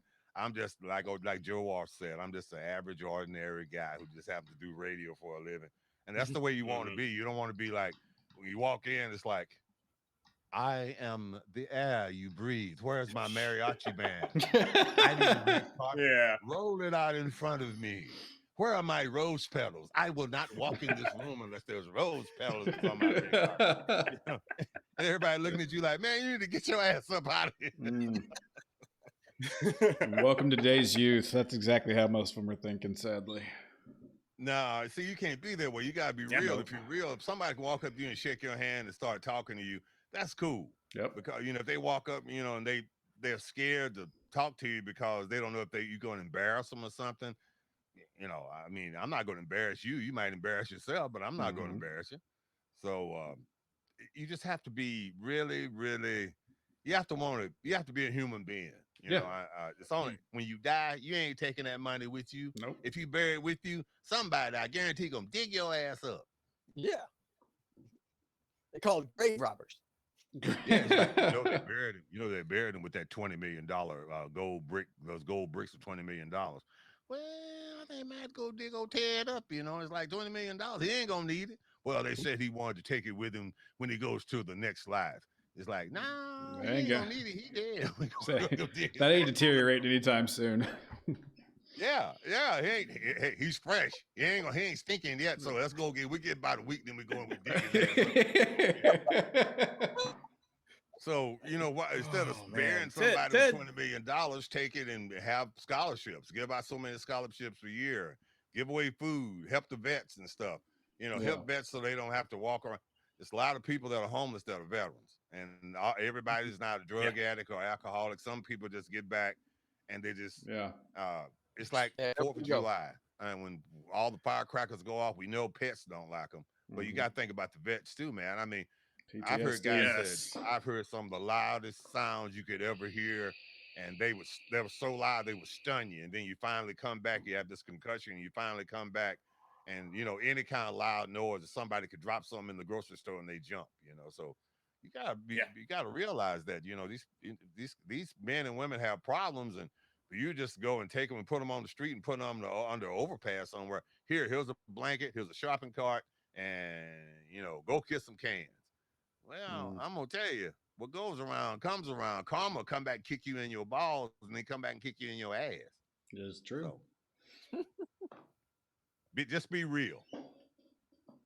Very much agreed. Well, Ted, I think that we as a unit thank you so much for coming on this show tonight. Like this has been my just personally, I haven't even talked very much. I just learned so much from you tonight, and just observing and soaking in stuff. It's really an honor to talk to you, and you shared so much with us today that I don't know, I feel you may not consider you a legend, Ted, but I consider you a legend. I think definitely. us three as the boys definitely consider you a legend in at least our heart. So we appreciate it, sir. Well, I appreciate it, but my thing, like I said, I don't go around. It's like I walk into a 7-Eleven. Come on, get the band in here. And some dude walked in to get a bag of ice in a 12-pack. And he's looking like, what the hell is going on here? But Well, it is hopefully nice we can. it's nice to be liked and Yeah. appreciated. I really do appreciate that. But legend, I'm not a legend in my own mind. And if I'm a legend in your mind, I thank you. I appreciate that. Hopefully we can get you on again. Hopefully we can do some work when it comes to the podcast network, and let's make this a big happy family when it comes down to making content. Content creation needs to be shared, because it's one of the hardest things to do on your own, is to create something that other people want to pay attention to. I'm gonna put it So to you this way. let's all. Go ahead. Oh yeah, so I was just saying, let's all work together in that. Well, it's like knowledge is power, and when it's shared, we all benefit. Very true. True words never been spoken. Mm-hmm. But we have been the Zaboys podcast. You can actually hear us later on this week do our regular show on Sunday, I believe. This is Zaboys week, so we'll be doing the regular Zaboys podcast on Sunday on Twitch TV. You can follow us on Facebook. You can follow us on Twitter. You can follow us on Instagram. Do all that stuff. We will probably have a good game podcast tomorrow, actually. So there will be some sports content on the Zaboys media. Or Will, what is the name of the network that you wanna do this? What is the name you thought of, Will? I'm thinking about Locals Media Connection with the Z at the end of Locals. So just kind of keep it all kind of similar. But y'all also need to check out Ted McKay's, podcast, Hanging Out with Ted McKay as well. You can find that on Spotify. Ted, do you have a Facebook page or anything for that? No, I don't. I don't do a Facebook page, because I've been wondering about that. When you do a Facebook page, do you just go to Facebook to do it? Yeah, you just make a page on there. Or do you go back to? Can you go back to Spotify, iHeart, Google Podcasts, or what? How does that work? Do you just hear it on Facebook? Because what you don't want to do is take away from the traffic to your webpage. Well, no. What you do with that is you use the Facebook page to be able to post the links to all the places that you host your podcast. So Facebook actually does not, host the podcast. It's just a way to share it. And at least that's the way we're doing ours right now. Like, I'm sure there's other ways to do it, but at least that's the way we're doing it. So you might want to make a Hanging Out with Ted McKay, Facebook page. That way we can actually share it on our page and say, hey, go check this out. So you can post all of your links to your Spotify and all that. And we can just say, hey, we're sharing this as well. And that's how a part of the connection, or the media connection, could work. Just everybody sharing each other's stuff. Now, you just used a dirty word. Don't you know that? I'm sure I did. Oh, what do you say? I probably didn't even know it. You used the M word, the media. Oh, the media. Media is the enemy. It's the people's enemy. You've got to learn with the media. If you watch TV, read between the lines and all that crap, because you're sitting there and everybody's doing all that. Just figure out what's going on, and if you sit back and look at it, you can figure it out. Oh yeah. Don't just take everybody's word for it. I Mhm. saw ET last night. I saw Sasquatch. I had a werewolf out in my garden eating on my pumpkin.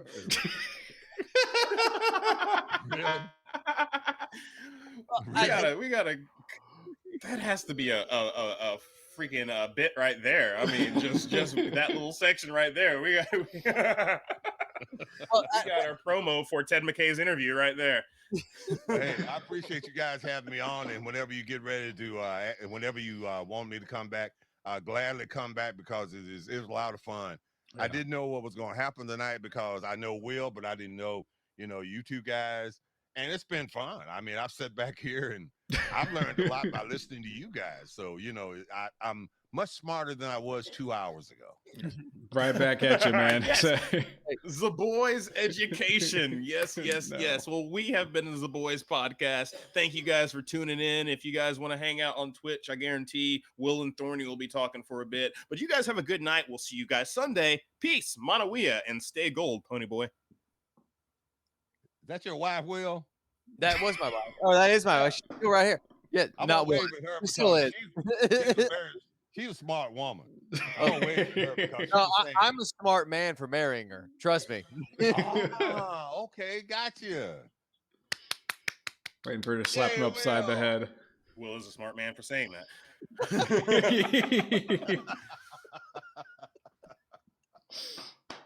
Yeah, he knows. All right, guys. Well, I gotta head out. I gotta help Yeah. the girlfriend clean up her baking things, whatever. Ted, it was an honor. Thank you for hanging out, and we had a blast. I know you said you had a blast too, so thank you.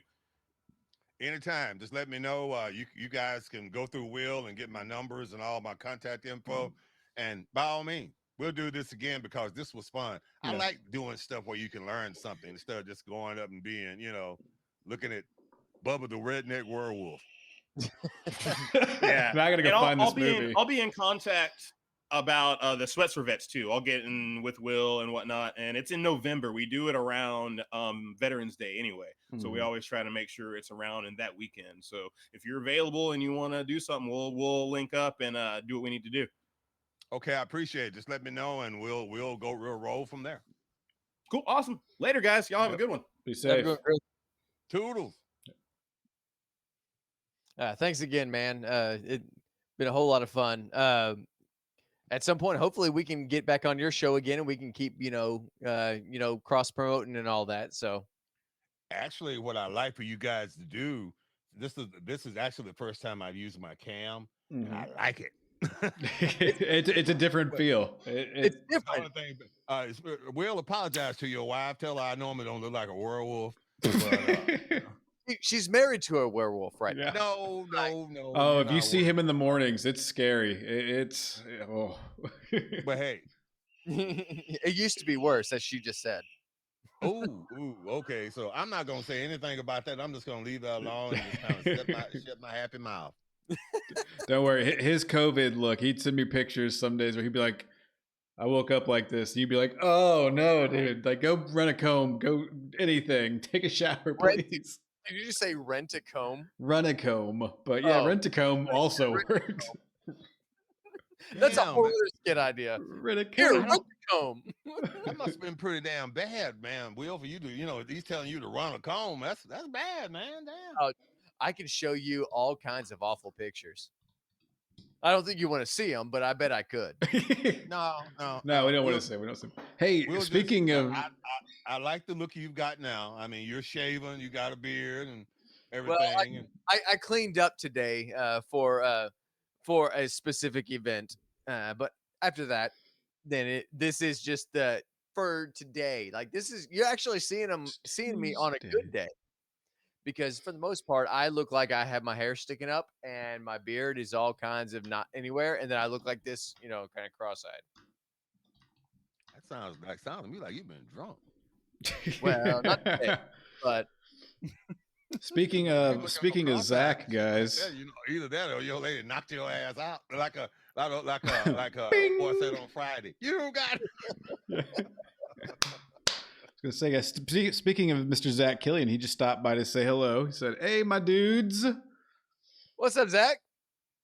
We're not even recording anymore, but hey, we're still on the stream, right? Yep. Yes, He we are. stopped by the video and said, "Hey."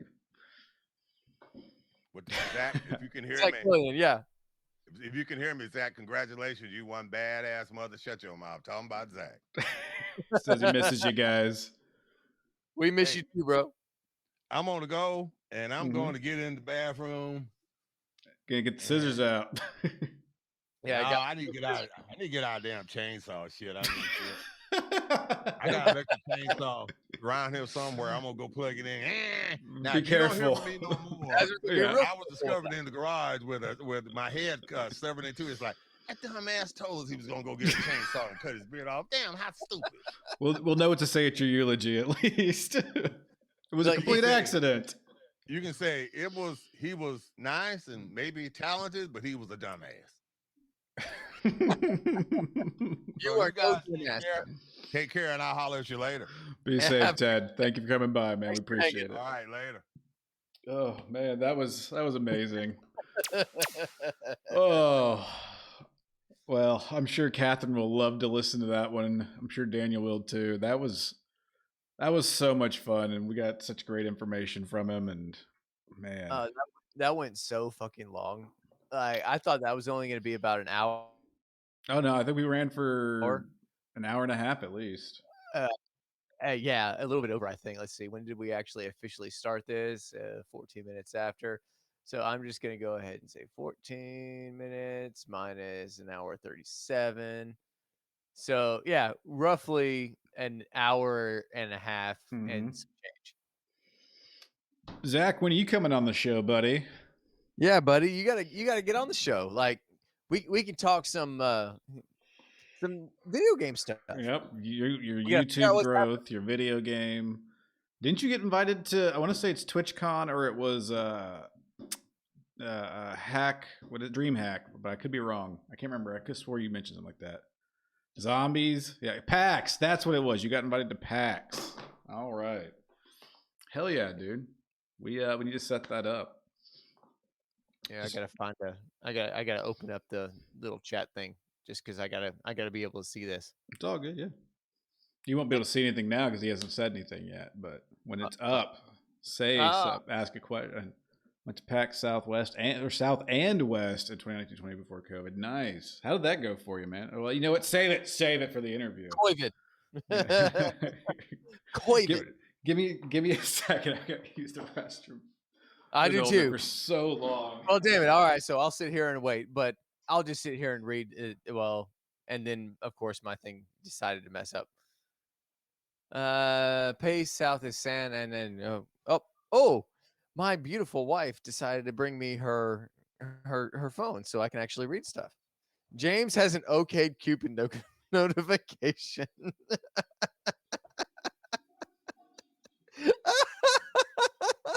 Wait to save that so whenever he gets back, because I'm gonna make fun of him for that one. That's too funny. So Zach, what else have you been up to, man? I mean, obviously you moved down to Waco, and yeah, you bought a duplex. I'm assuming you found somebody to rent out the other half. How's it feel to be a landlord? I just gotta know. I mean, I'm honestly just curious because Morgan and I just rented a duplex and we got all this stuff moved in and we figured out that Spectrum's internet, it's not very good. It just kind of works 3/4 of the time, but whenever you really need it to work, it decides to not actually work. But we'll see what happens with that. And Thorny is still in the bathroom. I'm gonna sit here and there he is. He's coming back now. Sorry about that. Yeah, it's all good. We have a very awkward thing for you. James has an OkCupid notification. Oh, do I? You do. Let's see what it says. I kind of want to know because Zach is the one that told us. It's not. Does that go into? I think that's in Gmail because it didn't go to my phone, so that's really weird. No. Okay, Cupid. Our picks for you are Jamie, Hannah, Ashley, Natalia, Anna, and Audrey. That's a lot of A's. I was about to say that's a whole lot. It sounds like they're just going in alphabetical order. Yeah. What was that? 6, 5 or 6? I can't. That was 6. So they're saying based off a percentile of their algorithm, these 6 girls I would probably match with very well. Now, every time that they do that, they're usually wrong. Is it always A's? No, it's not always A's. Let's see. I'm surprised I didn't get more notifications. I got Bumble, OkCupid, finally canceled eHarmony because it's a joke, kids. Which that's going to be a TikTok eventually. Well, aren't you just a hot toddy right there? Oh yeah. Well, it doesn't mean that they got matches. That's just them asking you to get back on there because they want their user profiles to be active so that they can make their money through ads. Try to sell you stuff. Civil rights lawyer for DC. So who did you take as your tenant? Did you take the girl that sews stuff and bakes, or did you take the civil rights lawyer for DC? I'll tell you this: you'll always go for the girl that bakes. Well, Zach's engaged now, isn't he? I know. What I would have taken. I would have taken girl that bakes. No, he's not engaged. Okay. I thought he was. You dating a girl, or you just? Or I'm just curious. Or no? It was a joke about being all inclusive, but I was like, well, I know Zach's sexuality, so I'm okay. Oh, that's right. He is dating a girl that is out of the country. I forgot about that. There you go. See, 3 weeks there, man. That's gonna be cool. In Hungary. I wanted to say Hungary, but I think that would be really offensive. But hey, I'm an American. American. Not thirsty. Man, this is really quick. Like right when you said not thirsty, it popped up over here too. Yeah. Hungary. No, that's what she says. Well, see, we're English and we can't actually, read. Because I mean, have you ever gone through the public school system here? Yeah. Obviously, we can't read or think about anything because, well, click Merca. Save on that. So we got that skit idea. Oh, we have to do the stoner store idea. Oh yeah, that'd be a good one. Sorry, I had to save my game idea because I finally remembered it and I found some good stuff for it for Sunday, and I was like, yes. It's gonna be sex toy or D&D magical object. Sex toy or D&D magical object. All right, give me an idea on this. So, just since Chris isn't paying any attention right now, I have to know. I want to try to have an upper edge on this game. Don't give me any questions you're going to ask, but I want to know how this game's going to work. All right, here's one. Boots of Stomping. Boots of Stomping. Mm-hmm. Well, that definitely sounds like a D&D thing. So I'm going to go with that. It is, in fact, a magical item from D&D. Although there is a whole kink around people stomping on genitalia, so could have gone either way with that one. Wow. Yes, both will be an option on some of these as well. I have already found some where I'm like, yep, okay, that exists in both right now. So who gets the most points? The one that agrees with you, or the one that actually? No, whoever gets it right. I'll keep a tally. Right. Yeah, I'll keep a tally for the game, and it'll be whoever ends up getting the most correct. All right. Will Yep. Boots of Stomping could have been both. If you're really into those platform shoes that Ted was talking about. And he was like, hell no. Yeah. So today, women wear those as dominatrix. Goodness gracious. Yeah, you've already got some good stuff right there. Hey, I'm going to have to go to the restroom because, well, I got to go. And y'all don't want to see me do anything else right here. Well, I'll say it's getting late. I need to go too. So I think we'll go ahead and wrap it. All right. That works too because I'm basically done, skis. Yep. It's Oh, getting and say. the cat's arguing with me right now. He said, "Yeah, go to the restroom. You're not using my box." Yeah, no, and frankly, right now he's not using his box either, Oh, and that I'm asshole. getting really pissed off because it's like, really, dude, you have a free litter box right there to use, and then, well, now the dog is getting Piss in the the cat. litter box challenge. That's gonna Yeah, take over TikTok right there. The piss in the litter box challenge. it's in the litter box challenge. You know what? If it made me $10,000, I might would do it, but the way I feel right now, I bet I would have to change it out tomorrow. Oh yeah. It would clump Easy. so big, you'd be like, The whole thing would be a clump. I yeah. had to yell at my dog real quick. No, you're good. Oh, Leave him alone. yeah, Denali, leave him alone. All right, she went away. Cool. No, she basically had him cornered. It was just like, hey, I'm gonna nose you, and he doesn't like that. Don't And nose it's like, me. I see. You have to be like a cat though. No guard nose. Oh, Zach. Oh, I don't. How much money? You start much the money? YouTube trend for it, and then we'll take it to Twitch and TikTok, man. If you can make it trend, I'll do it. But if you can't make it trend, and I think you can make it trend. So here's how it works. Here's the bet. If you make it trend, I'll do it. If Well, not, yes, that's a good one. Wicked Kinder, sorry. No, so yeah, if here's what you have to do. It's just like the ice bucket challenge. You have to do it, then challenge 5 other people, and if they don't do it, they have to make a donation to the SPCA. ooh, that's a good one. That's really good. That's a really good. Like, it has to go or to some kind of, animal shelter. But like, yeah, I'm okay with that. I would honestly do it. It'd be really fucking awkward, but that would be good. Zach, you make it trend, we'll do it, and we'll see what the fuck happens. So yeah, Zach starts it. You call us all out on it. We'll keep it going. I don't know what we just got ourselves into. It's gonna be cold. No.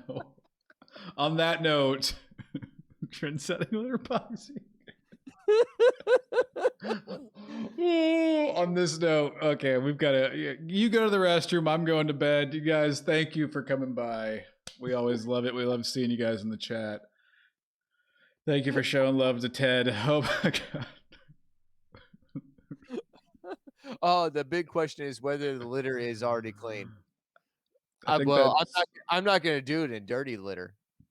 I think it just depends on you get to make your own choice on that. If you want to pee in the, Can I make my own litter box to do this in?